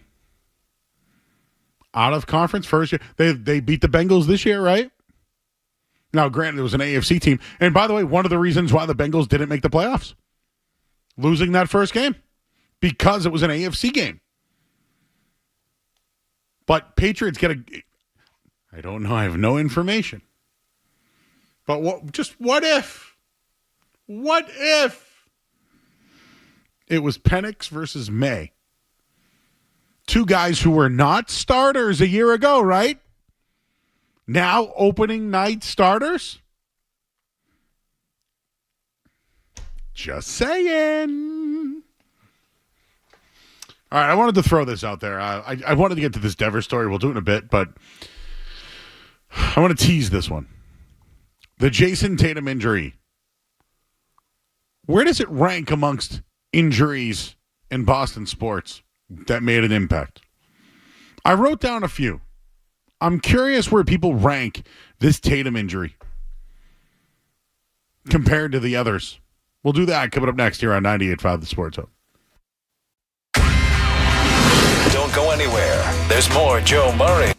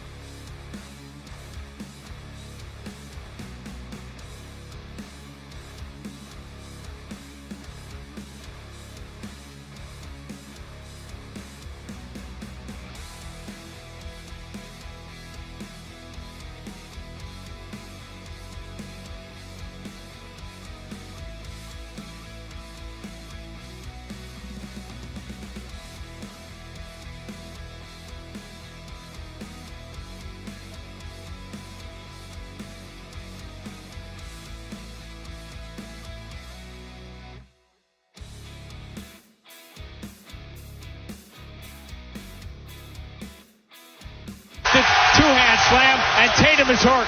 Tatum is hurt. Tatum is still down. He is screaming for a timeout. And in a New York minute, everything has changed.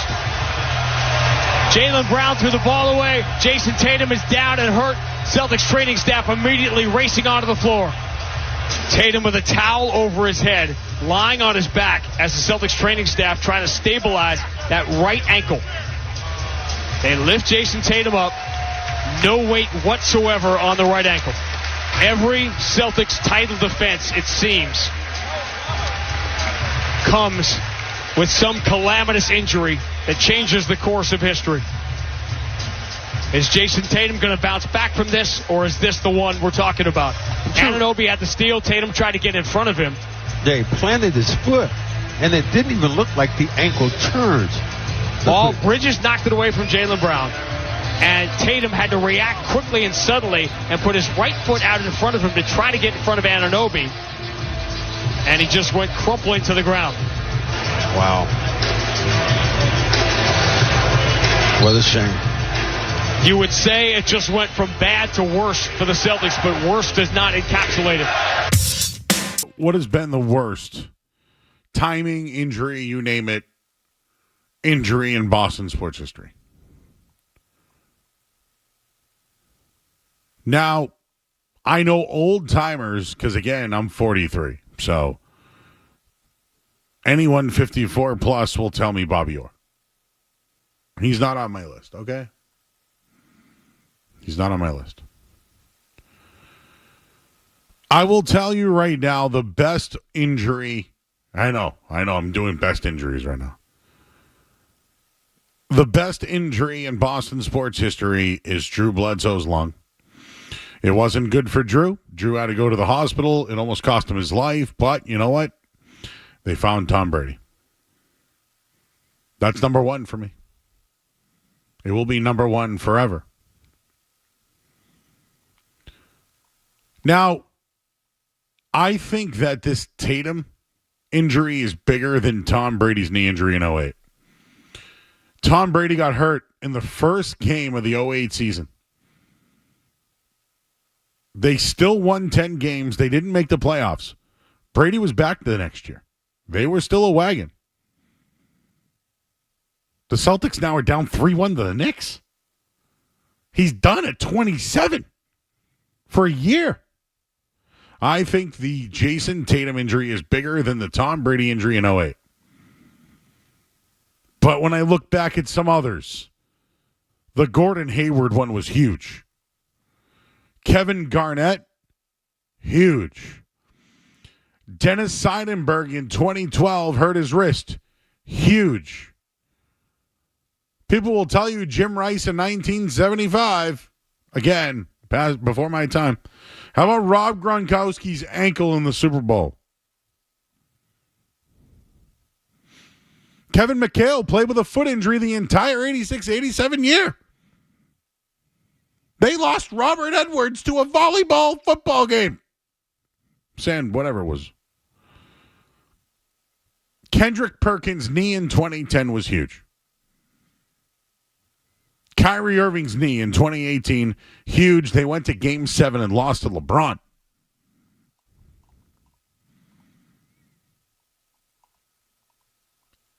I would say that the Drew Bledsoe lung injury, Tatum and the timing, and I'd probably say Tom Brady knee, I know it's up there. I know Garnett's knee in 2008 was bad. This is up there now. I think this one passed Tom Brady's. Your thoughts at 617-779-0985. Cole is in Boston. Hey, Cole. Hey, how's it going? There's not a person in this city that is optimistic about this injury and the season. I honestly think that this is kind of a repeat of a situation in San Antonio where David Robinson was injured a year after they just won the championship, and then they ended up getting Tim Duncan the year after. You know, some of the older Celtics fans may remember that we had a higher chance. Boom. But this is what this reminds me of, and this is the only thing I tell myself as a Celtics fan, that we're going to get a number one pick next year. But and I'm sorry, I didn't mean to hang up on you. Don't play Tatum and Brown next year. Let them both be healthy. Stay together. So they're ready to go in 27. You'll get a better lottery pick.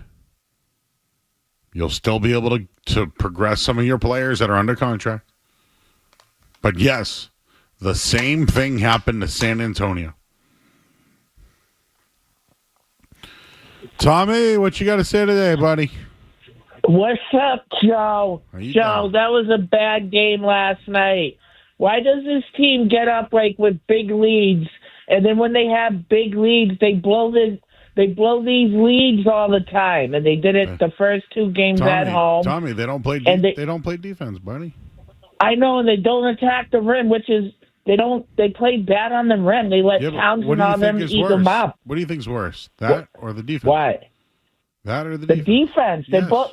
Like, come on, man, and then the threes, man. It's like, come on. It's like watching an AAU team. It's like watching me and you chucking up threes. Probably. Oh no! I stay down in the block.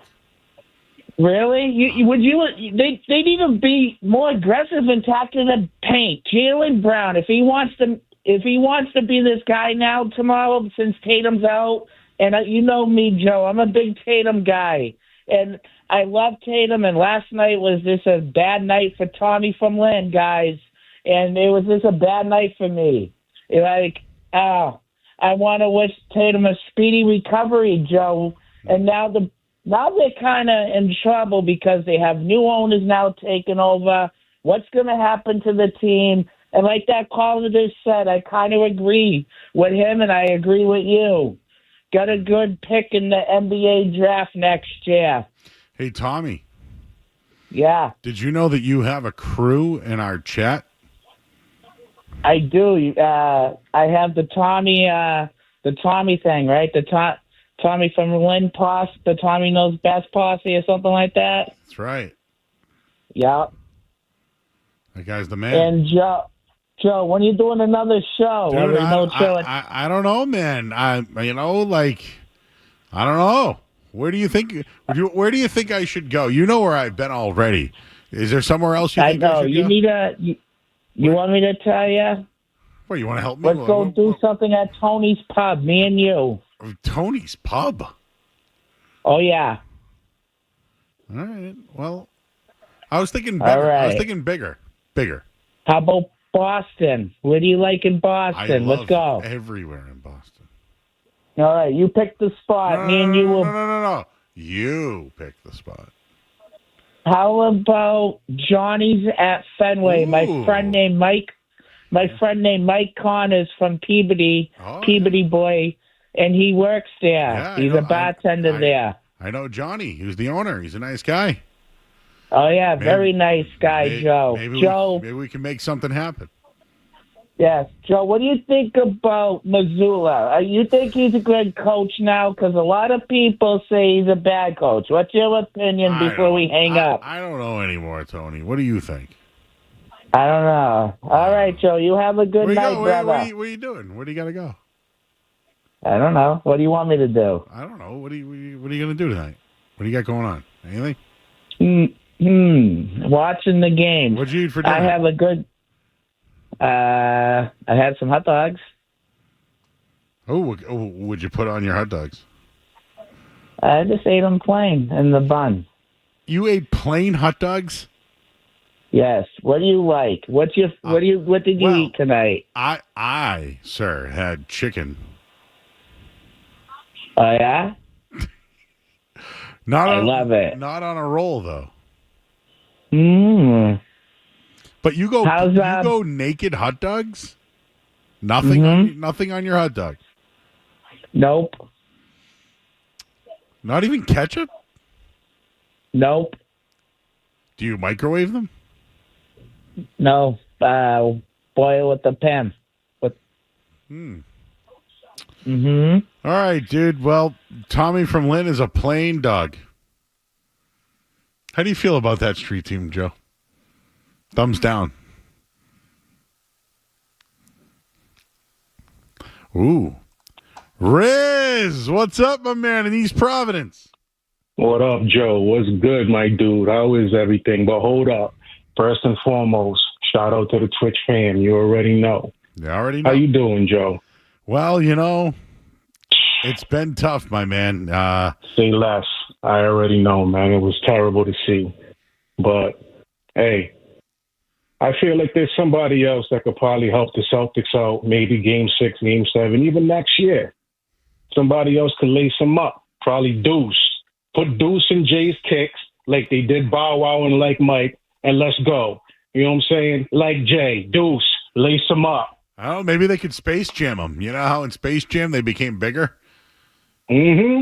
Maybe Deuce could be one of those big guys.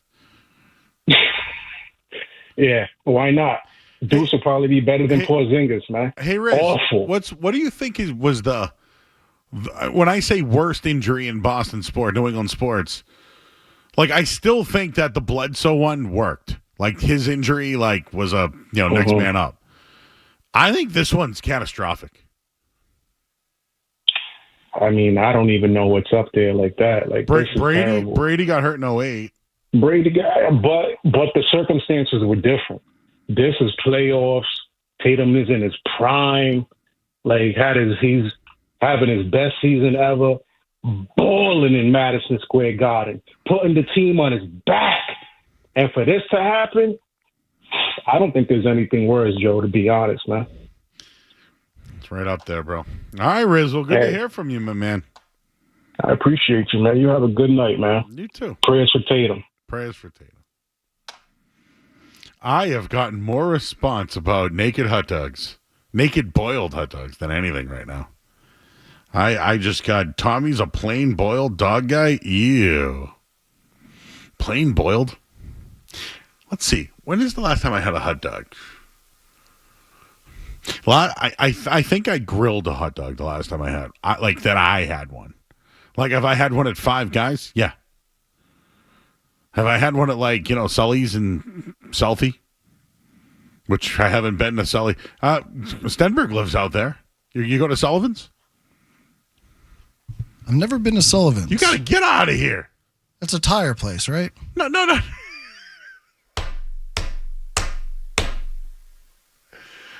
No, it's a shack at Castle Island. Castle Island? Have you been to Castle Island before? I have, but that's not near that little shack? That's not near Quincy. There it is. It's full of the water. That's not near Quincy. You kidding me? It's 93 in Quincy right there. Yeah, I got to... Quincy, Dorchester, Southie. Yeah, I know. How's that not near? Well, you are a Midwesterner right now. You know that? Where are you actually? You're from where? I'm from Southern Virginia. Quincy's right. The water. Just follow it. No?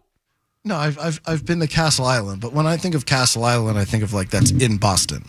It is in Boston. Right. South Boston. Right. On the water. Yes. Quincy is not in Boston. Correct. On the water. Correct. Hence why I'm that's not right next to me. But from Squantum, you can see Castle Island. Yeah, I can see it from Wollaston Beach. Yes. Are you a Tony's or a clam box guy?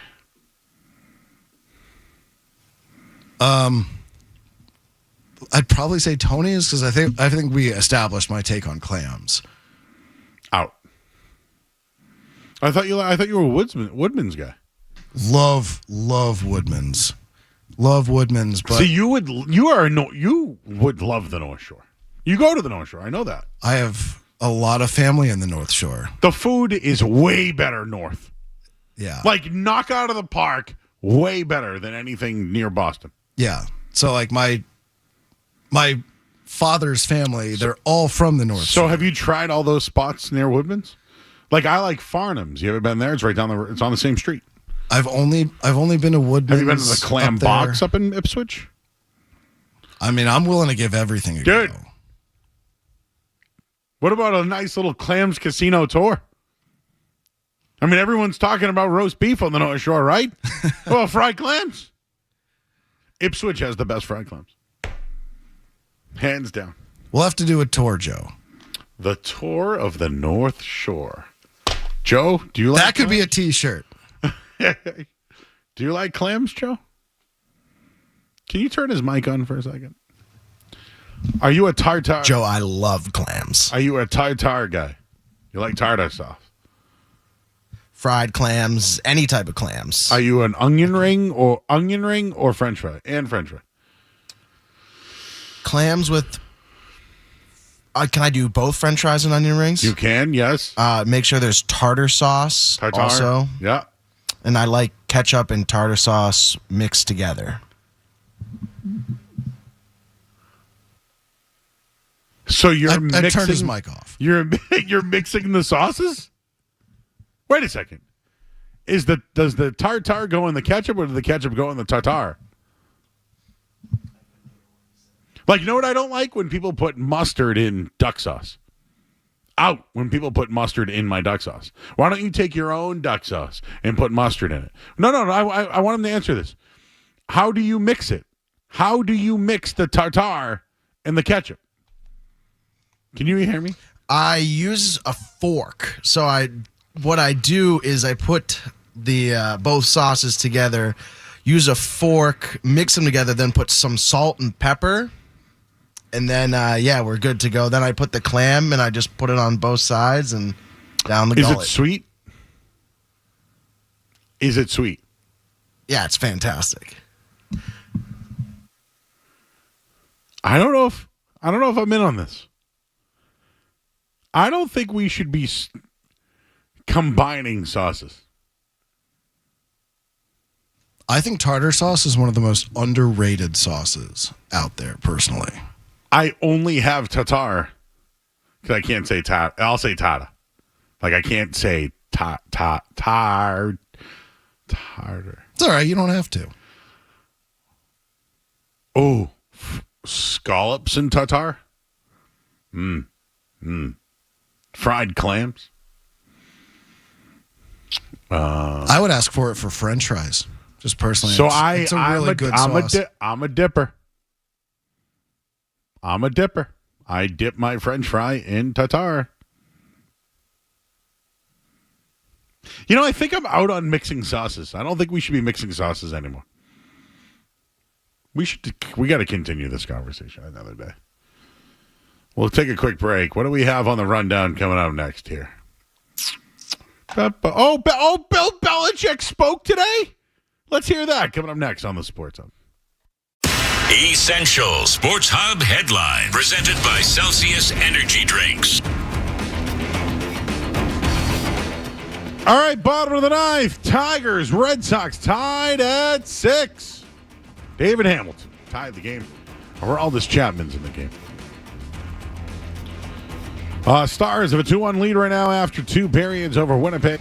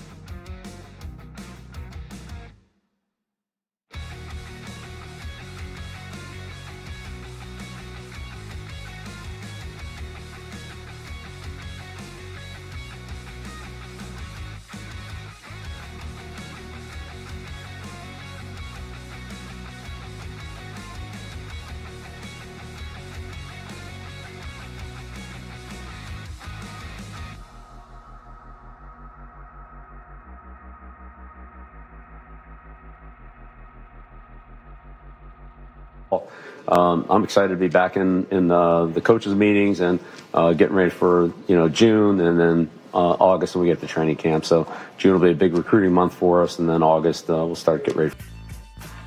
Well, I get some betting. So there's a big Strahan-Belichick interview this week. Right? They both met in the Super Bowl, faced each other. Belichick will have a sit-down with Strahan on ABC. Good Morning America this Friday. Everyone's wondering what the former player will ask the current coach.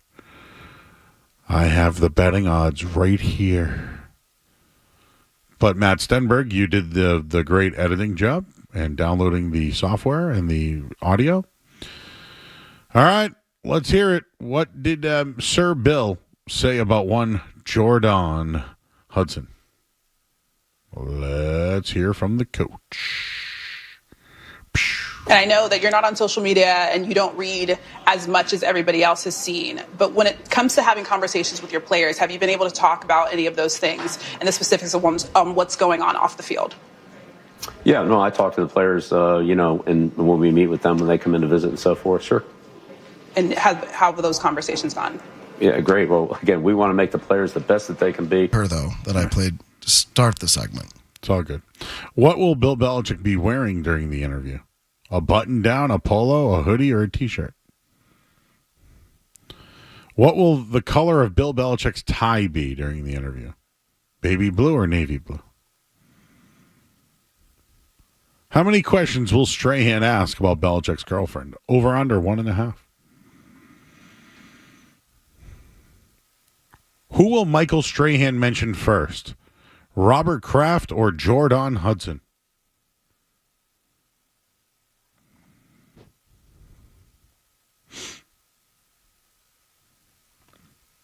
Will Bill Belichick be the UNC head coach in week 1 of the 25 season?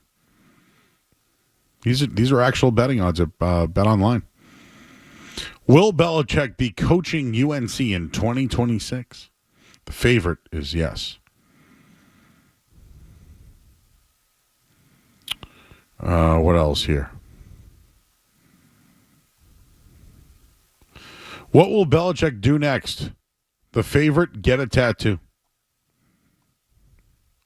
Who will be Jordan Hudson's next boyfriend after Bill Belichick? The favorite, Urban Meyer. Is Robert Kraft on this list? Let's take a look. Robert Kraft is 150-1, tied with Rex Ryan and Morgan Freeman. I never thought I'd say that in my life. These are all the people, Stenberg. These are all the people that are 150-1. You ready? Brad Pitt, Christopher Walken, Dustin Hoffman, Jerry Jones, he's the owner, Jerry Seinfeld, Morgan Freeman, Rex Ryan, Robert Kraft, Sylvester Stallone. As next potential partners? Yes. Now that's 150-1. 200-1 is Michael Douglas. Arnold is 250-1. Harrison Ford and Hulk Hogan are 250-1. William Shatner, 300-1. Bruce Springsteen, your boy, 500-1 odds, along with Clint Eastwood. Did they just name like the oldest famous people? Mick Jagger's 50-1. Lou Holtz. Lou Holtz is a wild person to put on that list. Johnny Depp, 33-1. Ooh. Tom Brady is 20-1. He's probably the closest to her age out of anyone you just mentioned. Charlie Sheen is 20-1.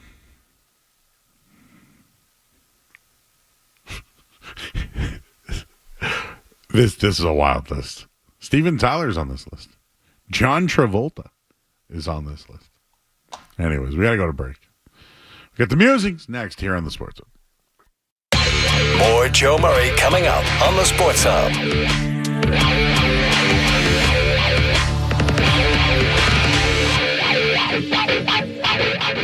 Visit the to 99 Restaurant the day after the Red Sox win and get a free kids meal with every adult entree purchased. The 99 Restaurant, the official family restaurant of the Boston Red Sox. Hi, this is Ryan Williams with 128 Plumbing, Heating, Cooling, and Electric, the official home service provider of the Boston Red Sox. With spring baseball in the air, it's time to start thinking about your air conditioning. And we're now booking our yearly air conditioning maintenance and free consultations in case you're still using those pesky window units. We have served the North Shore, Greater Boston, and Merrimack Valley for over 30 years. Check us out and book online.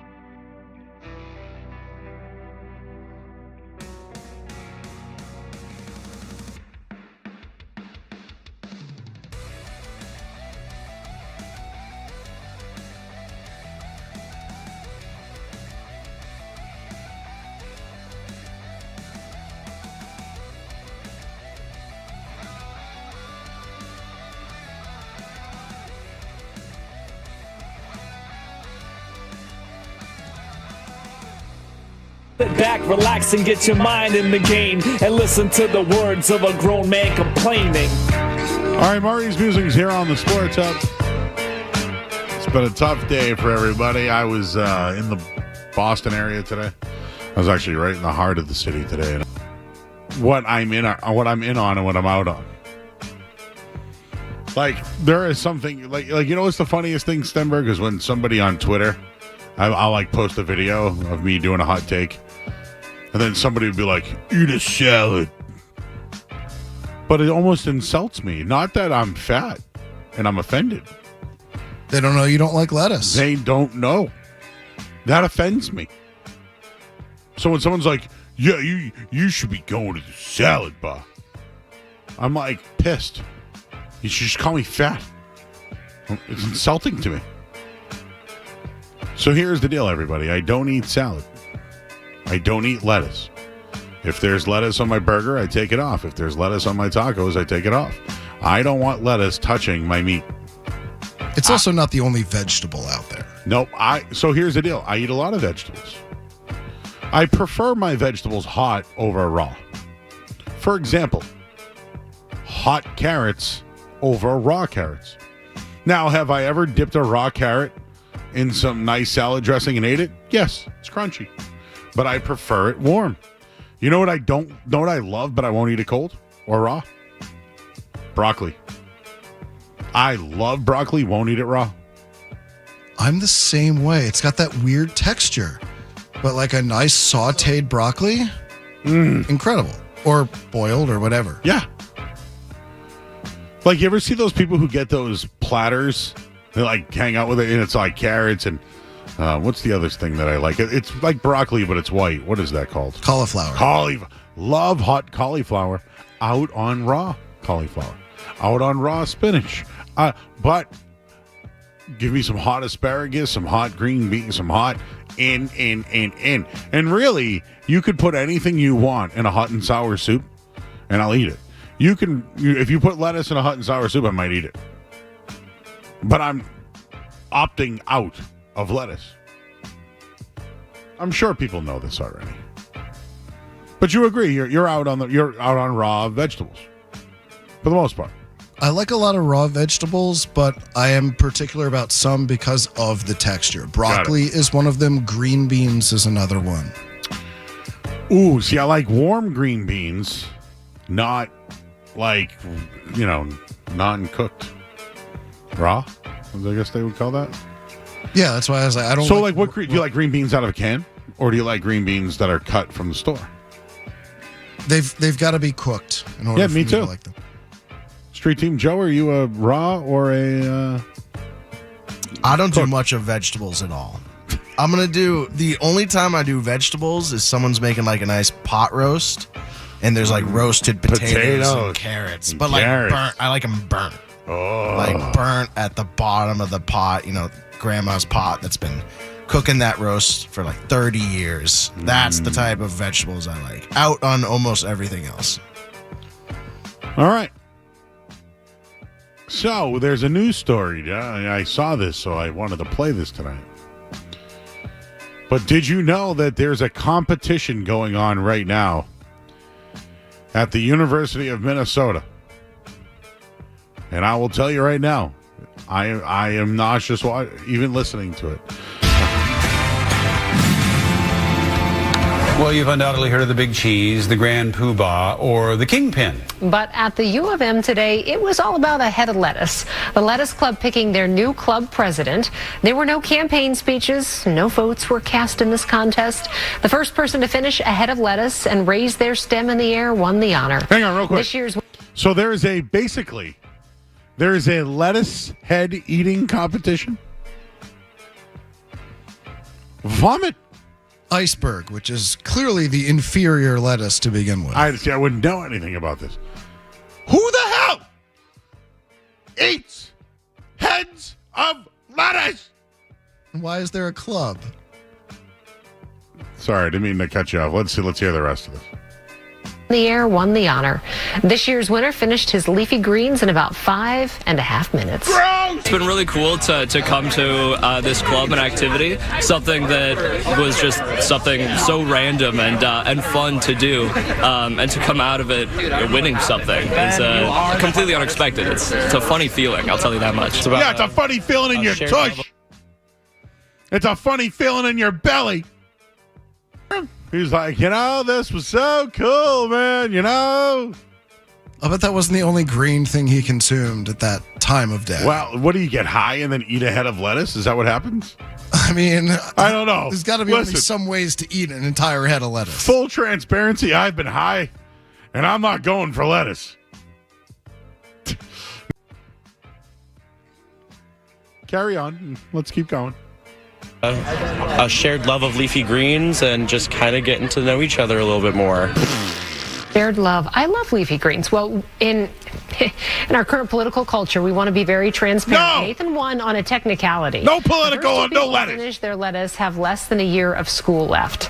So, yeah, well, you can't. To be the president of the lettuce club, you got to be around. You can't be off working in the corporate world. So organizers say it's just a silly, goofy event to simply bring people together. So yeah, so isn't drinking. So isn't smoking weed. Who eats heads of lettuce for fun? To be a president of the lettuce club? The size of a volleyball. Just consume that in a soda. I mean, listen, you could come in and do a food drop with us and just do a story. Me and Joe can eat. You can eat too, Matt. That would be more entertaining than people eating heads of lettuce. By the way, I am the chicken nugget heavyweight champion. just to repeat that to everybody. Did you know about this, Matt? I did not. Joe and I blindfolded. We were blindfolded. And we had Jake as the meat eater. And we tried different McNuggets or nuggets and sauces. And I won. I identified the chicken and the sauce. Oh, so it wasn't like a quantity or spice test. Nope. It was simply a what is this that you are eating? Blindfolded. And I guessed right. That's pretty impressive. I don't want any heads of lettuce. I don't want them fresh. I don't want them iceberged. I haven't in a while, but I used to when I was a kid. Joe out on vegetables but eats beets. You're a wild character.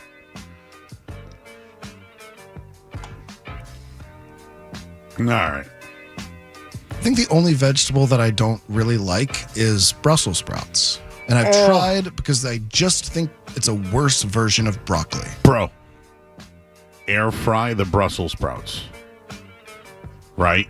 Then put them in some buffalo sauce. Oh. But if I have to cover them in buffalo sauce, I might as well just eat broccoli. Okay. Then air fry the Brussels sprouts. Put some salt, maybe some Parmesan cheese on that bad boy. I swore. My take on food, Joe, is pretty simple. If I don't like something, you're out. I don't have to eat it. Yeah, there true. are other alternatives that I enjoy that are just fine. But Brussels sprouts out. I will tell you this, Brussels sprouts smell. They do. Those carnivorous vegetables. I think it makes your urine smell, too. That's the asparagus. Oh, but maybe Brussels sprouts as well. Do you think it's true about Mountain Dew? I don't know about the Mountain Dew theory. Oh, okay.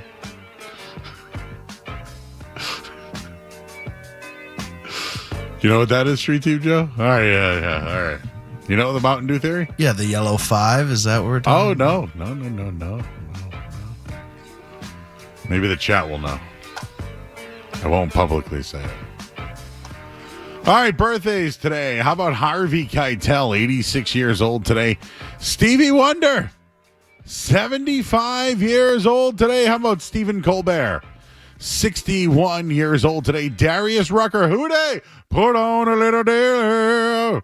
59 years old today. Lena Dunham of Girls is 39 years old. Robert Pattinson, is 39 years old. Zoe Wanamaker of Harry Potter is in there. B. Author. Yes. Dennis Rodman. Joe Louis. Smoking Joe Louis. All right. Let's get to the headlines here. We had a call earlier today that we want to replay for you guys as well. We'll do that next here on the Sports Hub. From the Town Fair Tire Studios, this is Boston's home for sports. Holiday 3.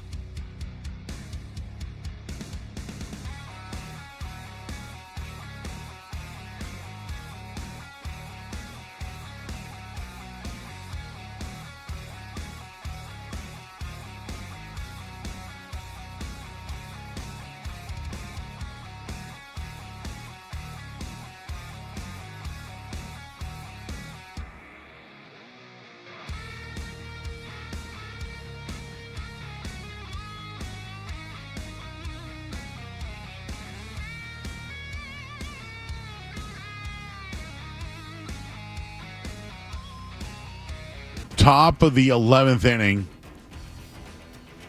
And in hockey, Stars have a 2-1 lead over Winnipeg. Headlines, they are brought to you by Safety Insurance. Nope. Awaken 180. Give yourself a goal of losing 40 pounds by the 4th. It's doable if you eat lettuce. It's easy, and your summer self will thank you. Awaken180weightloss.com. I'm Joe Murray. Get There's the potential there for big stuff. 98.5 The Sports Hub app. Get the app. Around here, we call them the Joe Murray pre-party. It's Felger and Maz afternoons right now. Joe Murray on the Sports Hub. Get into a radio station and held it hostage so they could play their tape. Never saw it. Well, anyways, one of the things that they asked for were nudes of B. Author.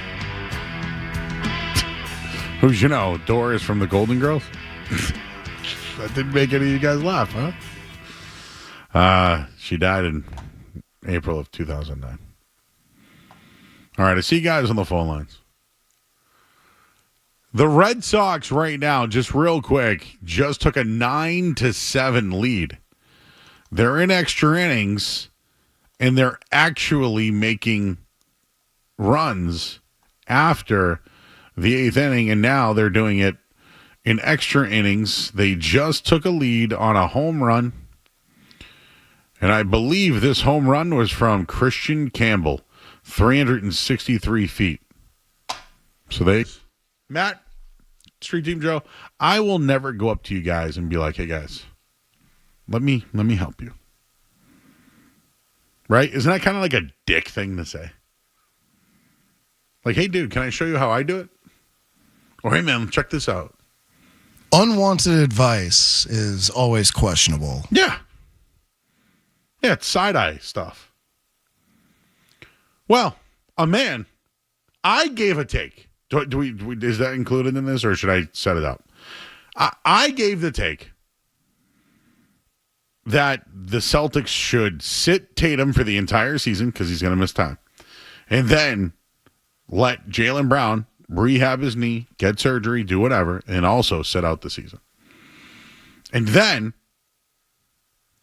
play for the lottery. Now, I'm not saying tank. I'm just saying play a season without Brown and Tatum. That was my take. So then a man wanted to tell me. He wanted to help me. Let's hear this call. Let's talk to Paul in Rhode Island. Hey, Paul. Joe, help me help you, okay? How if you take these two players out of Boston, you're not gonna get a playoff team. That was my point. Listen, Joe. No, Paul. Please. Let me help you. Let me help me. You know what? I don't like you.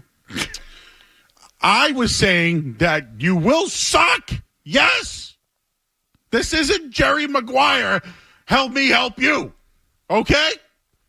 I just told you, sit them both so you suck and get a draft pick. And then you called me to help me. And to tell me that they're going to suck. That happened. You guys saw that, right, Matt? God, help me. Help me, Rod. Help me. help you. Help me help you. Help me help you. It really bothered me. Let me help you. What if I went to his job and said, hey, man, let me help you? He'd be pissed. He'd be pissed.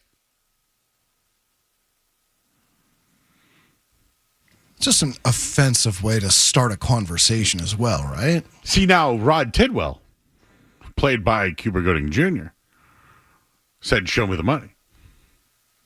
I can't hear you. You got to say it louder for me, Jerry. He made Jerry say, show me the money. That was him helping. Show me the money. That guy's doing nothing for me. Nothing. And it pissed me off. Joe is in Medford. Hey, Joe. Yo, what's up, Joe? I love the show, man. Yo, how high You're are you right great. now? Yeah, so I got a list of 5 things we got in common. We can do that. Just let me know when. All right, what's number one? What's number one? So number one is, Joe, me and you have the same first and middle name. You know my middle name?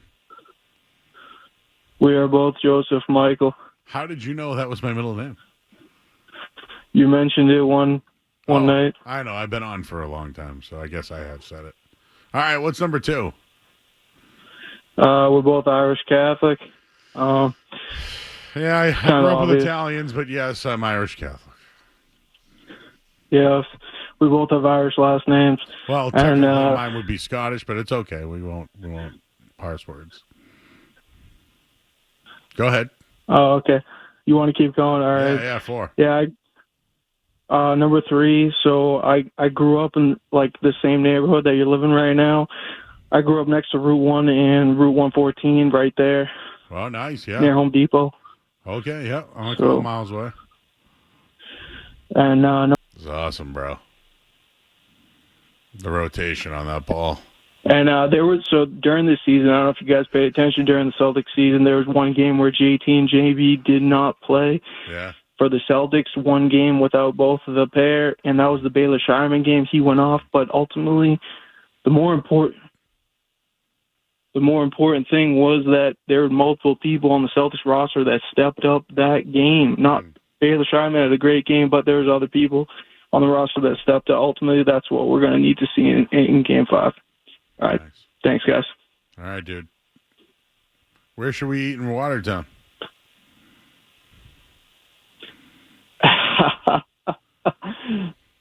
Yeah, Joe, repping the Star Market. All right. All right. I'll see you, man. Like rotisserie chickens? Or Wicked Bagel. Wicked Bagel. Been repping Wicked Bagel in Watertown. Wicked Bagel. Have you been to that? What's that chicken place there? It's at the mall.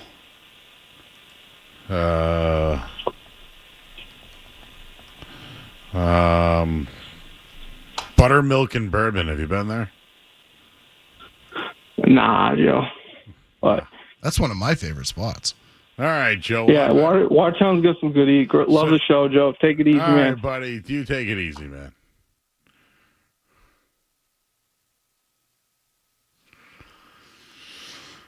He didn't want to answer my questions, Matt. He didn't. He didn't answer any of your questions. So, you've listened to the night show on your way home. Well, normally it's Celtics talk on the way home. I listen every night I come home from the Celtics. So when you listen, do you hear a lot of this? Are you like, what is going on Joe's show tonight? Frequently, yes. So like when you get in the car, you're like, I'm interested in knowing what's going on.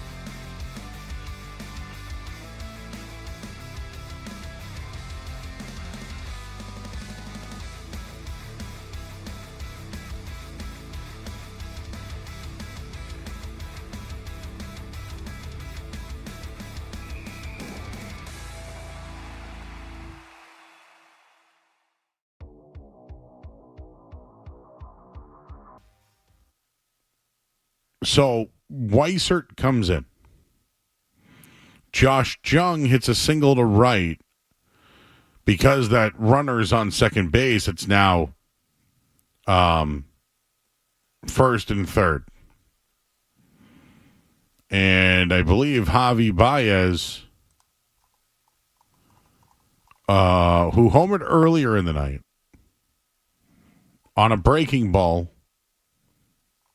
from Garrett Whitlock. So what do you do again to Javier Baez, the catcher who bats ninth, by the way, who has 3 home runs on the year and hit 2 of them tonight? What's the first pitch you're going to throw? What do you think? Maybe a fastball? Nope. A looping slider on the opening pitch that was taken deep. I don't know how much more I can tell you guys. Throw the gas, not the ass. 2 home runs from the bullpen tonight. Do you know who doesn't throw ass? Aroldis Chapman. And the guy's got his ass in his name, okay? The breaking balls are killing them. The breaking balls are killing the Red Sox. Killing. Hits 2 home runs tonight. A walk-off 3-run homer. Is this like the Andrew Bailey, change-ups over fastball thing? What's going on there? I would just like to tell you that my analysis stands. Throw the gas, not the ass. This was on a slider, not a fastball. I know that someone just sent me a 99-mile-per-hour slider. I don't think that was a 99-mile-per-hour slider. I would call BS on that. Diego is in New Hampshire. Hello, Diego. Yes, Joe. 2 takes. Both are facts. Tatum Achilles is more unbelievable than the Brady 2008 ACL. Brady had 3 different Hall of Fame careers. Yeah. We will never see that again. What about the one for Bledsoe? Bledsoe got knocked out, but he lived through it. You know what I mean? He came back and played for different teams. But you would have never seen Tom Brady. Oh, well, Brady's the GOAT. Take number 2. The NBA awarded San Antonio Wemby, and then one of the craziest things ever, they gave Cooper Flagg $2 to make Mark Cuban, the new Dallas owners, and Silver all happy. Mark Cuban's not the owner. That's terrible. He's not the owner. That's treason. Yes, but he's the new. I know the new ownership. You said is what I mean. You said facts, though. Okay. Facts. New Dallas ownership is new. Yeah, not Mark Cuban. Okay, but he had to speak on Luka, and I respect that. But the new Dallas ownership has a new face to represent Cooper Flagg. Diego, I have a better take for you. Yes, listening. Every time the Lakers acquire a star player, that team gets the number 1 pick. For Anthony Davis, Zion, absolutely true. Right now, Cooper Flagg, Maine, being part of the Luka trade. How about Cleveland? How about Cleveland getting number 1? How about Chris Paul even getting? How it's happened many times. It's happened many times before. Cooper Flagg, I feel, is different. He went to Duke, and we will see. He's going to have a great career. I tweeted at you earlier. You did. The Mavs went from the finals in June to the number 1 pick in May. What's your Twitter? The Twitter is facts, and LeBron year 23 is the GOAT. We have 2 Twitter handles? Right now, I hope that Tatum has a full recovery. He's the greatest Celtics I've ever seen. You said you tweeted at me. I tweeted at you. You have 2 Twitter handles? I have 2 Twitter handles because I speak facts, and that's all I say. But what's the other handle for then? If one's to speak facts, what's the other one for? It's to tell you that I hope Tatum has a full recovery, and I hope that the new owner, Bill Chisholm, why do you need 2 Twitter accounts? Do you have a burner? You have a burner? I could talk to 98.5 and tell you stuff about the morning show and what we should do, but I don't work on the morning show. I used to work mornings. I have my own show now. Okay. I hope that. Why do you have 2 Twitter accounts? Why? Because I want Tatum to have a full recovery, and I hope Bill Chisholm does not blow up the team. No, you guys don't. You guys have problems answering questions. You know that? You and the Bear guy. Joe, I just hope the Celtics figure this out. Why do you have 2 Twitter handles? I follow I follow through your Instagrams. It's okay. No. But I hope the Celtics. Never mind. Answer me. Why will nobody answer me? Don't you think that's a good question? Why do you have 2 Twitter handles? Why? He said he wrote to me on 2 Twitter handles. Why do you have to write to me on 2? One should have been enough. Why did he do? And then I ask him.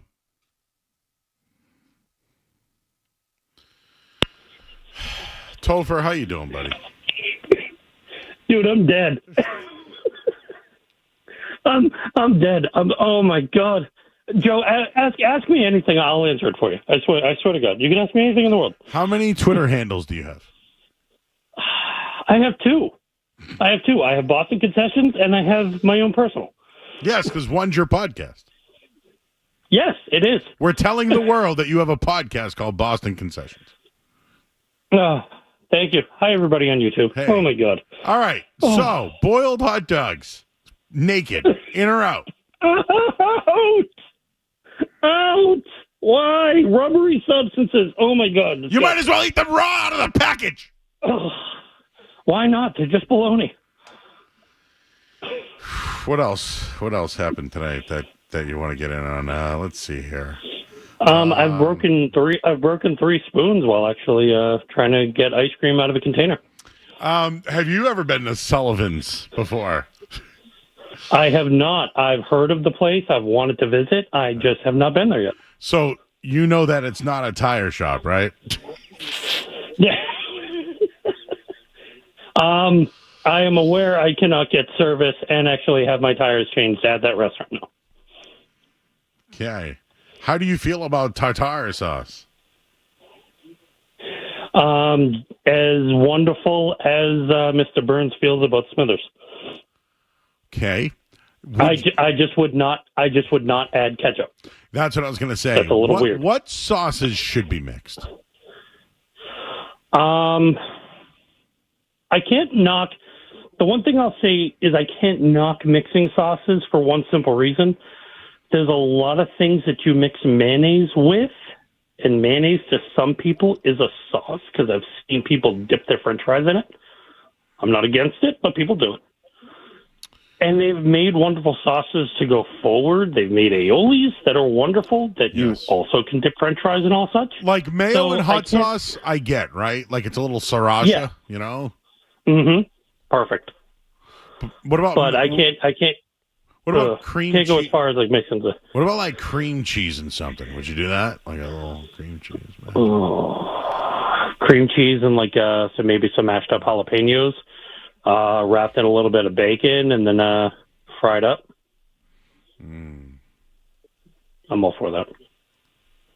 Put it back in the jalapeno though. How do you feel about ranch and hot sauce? If it's Cholula's, which I've done before, added a little bit of the Cholula's hot sauce to ranch and then mix it, I can put that on a chicken patty and I'm sold. Have you ever done a blue cheese with a barbecue? It's weird that I have. I'm not a fan. How about barbecue sauce and honey? Oh, God, yes. Yes. That's how you make honey barbecue sauce. How about chili sauce and peanut butter?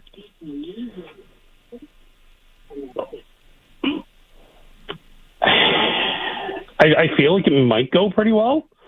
I might be against it, but I wouldn't knock to try it because I do like chili and I do like peanut butter. In or out on tzatziki and hummus? Ooh, probably out. I don't like the texture of it. I'm weird. All right. Do you think the Celtics can win? Like I said in the chat, I would like to see how they can grind. I want to see what Pritchard can do. But I also know this team is probably not done. And if they want to honor Tatum for going down, go out there and give the best of the ability for the year, even if it is your last game, because you are the defending world champions. Show up, play the game, play defense, and just show what you can do, because your teammate is down. And what a way to honor them than to go out there and just buzz down the Knicks for one more game, if that's what you got left in you. All right, Topher. Thank you very much. Thank you, Joe. Thank you. Thank you. Thank you. I just threw in Slack, Stenberg, what Alex Cora said after the game tonight. I can't hear it. Could you just put it in queue and just deliver the message over the air for me? You don't have to play it. But, Alex Cora put Weiser back out there. He didn't have to. What was his explanation why? I don't understand why he has to put him back out there for the 11th. I can play it for you right now. Yeah, let's hear it then. I'd like to know why. I like to hold the man accountable. Greg gave up the tying run, I think it was the 10th. Was any thought of Hendricks in the 11th? He was the only guy available, so you need to stretch him out. Yeah. Greg gave up. So he was the only guy available, and then he's throwing sliders. Okay. All right. Well, we're going to take a break. We'll get the headline, and then, you know what? Your calls, and I got a Game 5 prediction.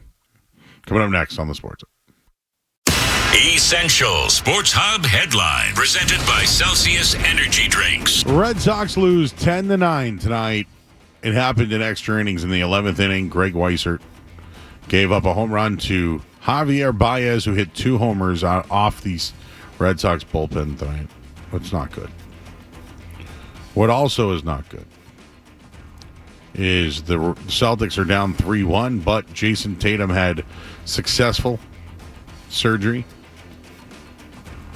Oh, he's got 5. People want to correct me that he's got 5 home runs now. Javier Baez. He had 3 coming into the day, so that's why I said that. The Pacers are going to back-to-back Eastern Conference Finals. And the Stars are up on the Jets 3-1 with a series up 2-1. What's going on in the NBA game? Ooh, Denver's up 56-51 on the Thunder. I hope they lose too. Headlines, they are brought to you by Safety Insurance, providing comprehensive coverage for your auto, home, and business. Ask your independent agent about safety. I'm Joe Murray. You're listening to Joe Murray on 98.5. You're listening to Joe Murray on 98.5 The Sports Hub. Hey, it's O here, and are you tired of that cracked, ugly garage floor? Well, Rebel Garage Solutions transforms it with their proven proprietary coating system, delivering beautiful, durable, and easy-to-clean epoxy flooring. Call or go online for free consultation at rebelgarage.com. Rebel Garage Solutions, your garage transformed. Want to turn your money into mega money? Then pick up the new $50 scratch ticket from the Mass State Lottery. With a $25 million top prize, the Mega Money Instant Ticket delivers mega winnings. Play today. Must be 18 or older to play.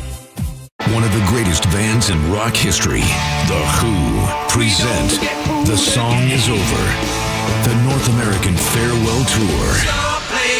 See Pete Townsend and Roger Daltrey, The Who, live in Boston, performing at Fenway Park August 26th.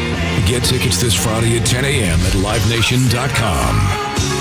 The Who, for the very last time. The song is over. For more, visit thewho.com. Hey everyone, this is Adam from Central 44 Jeep Dodge Ram Random. This month only, we're giving everyone Employee Plus pricing. Release an all-new 2020.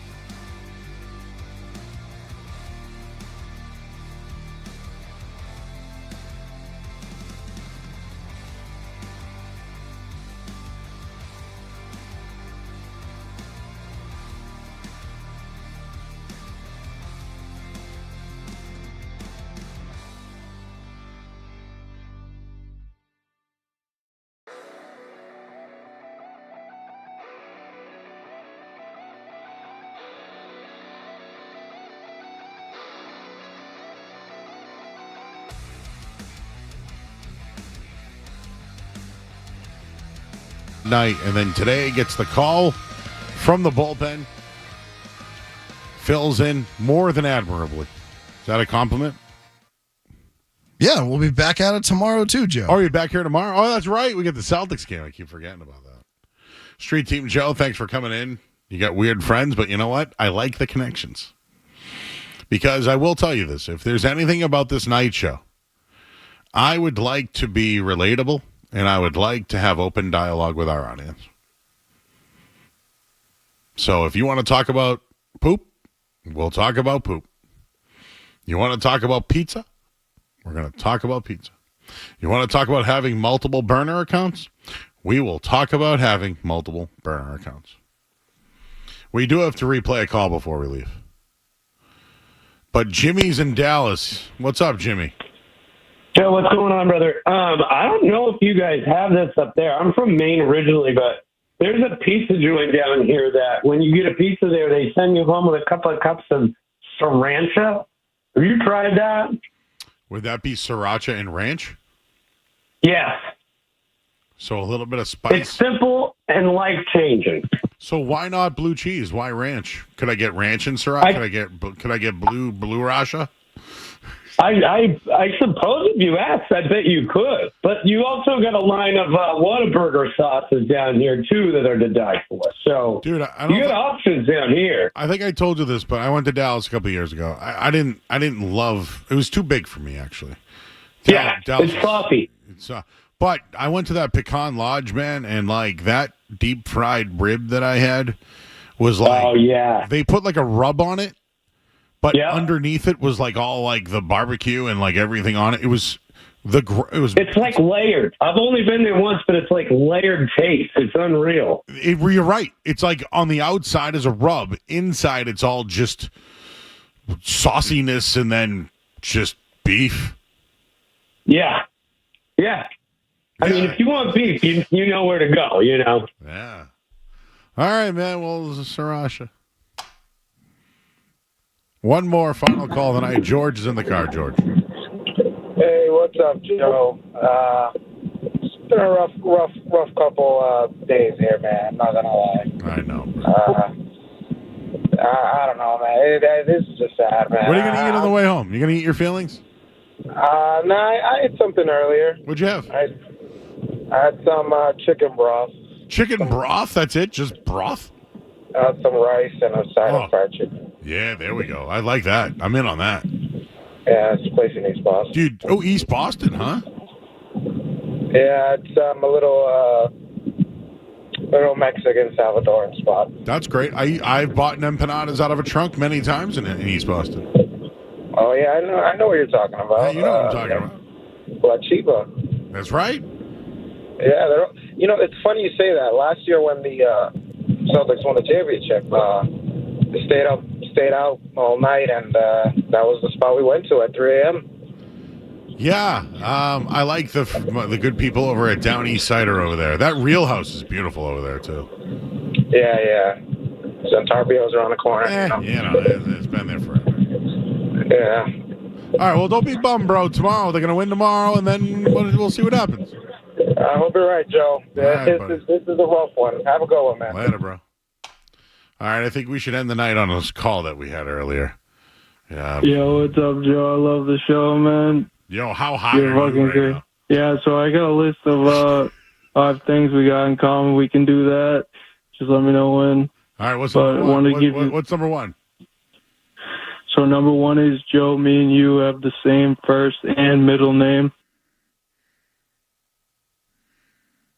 Okay. What's 2?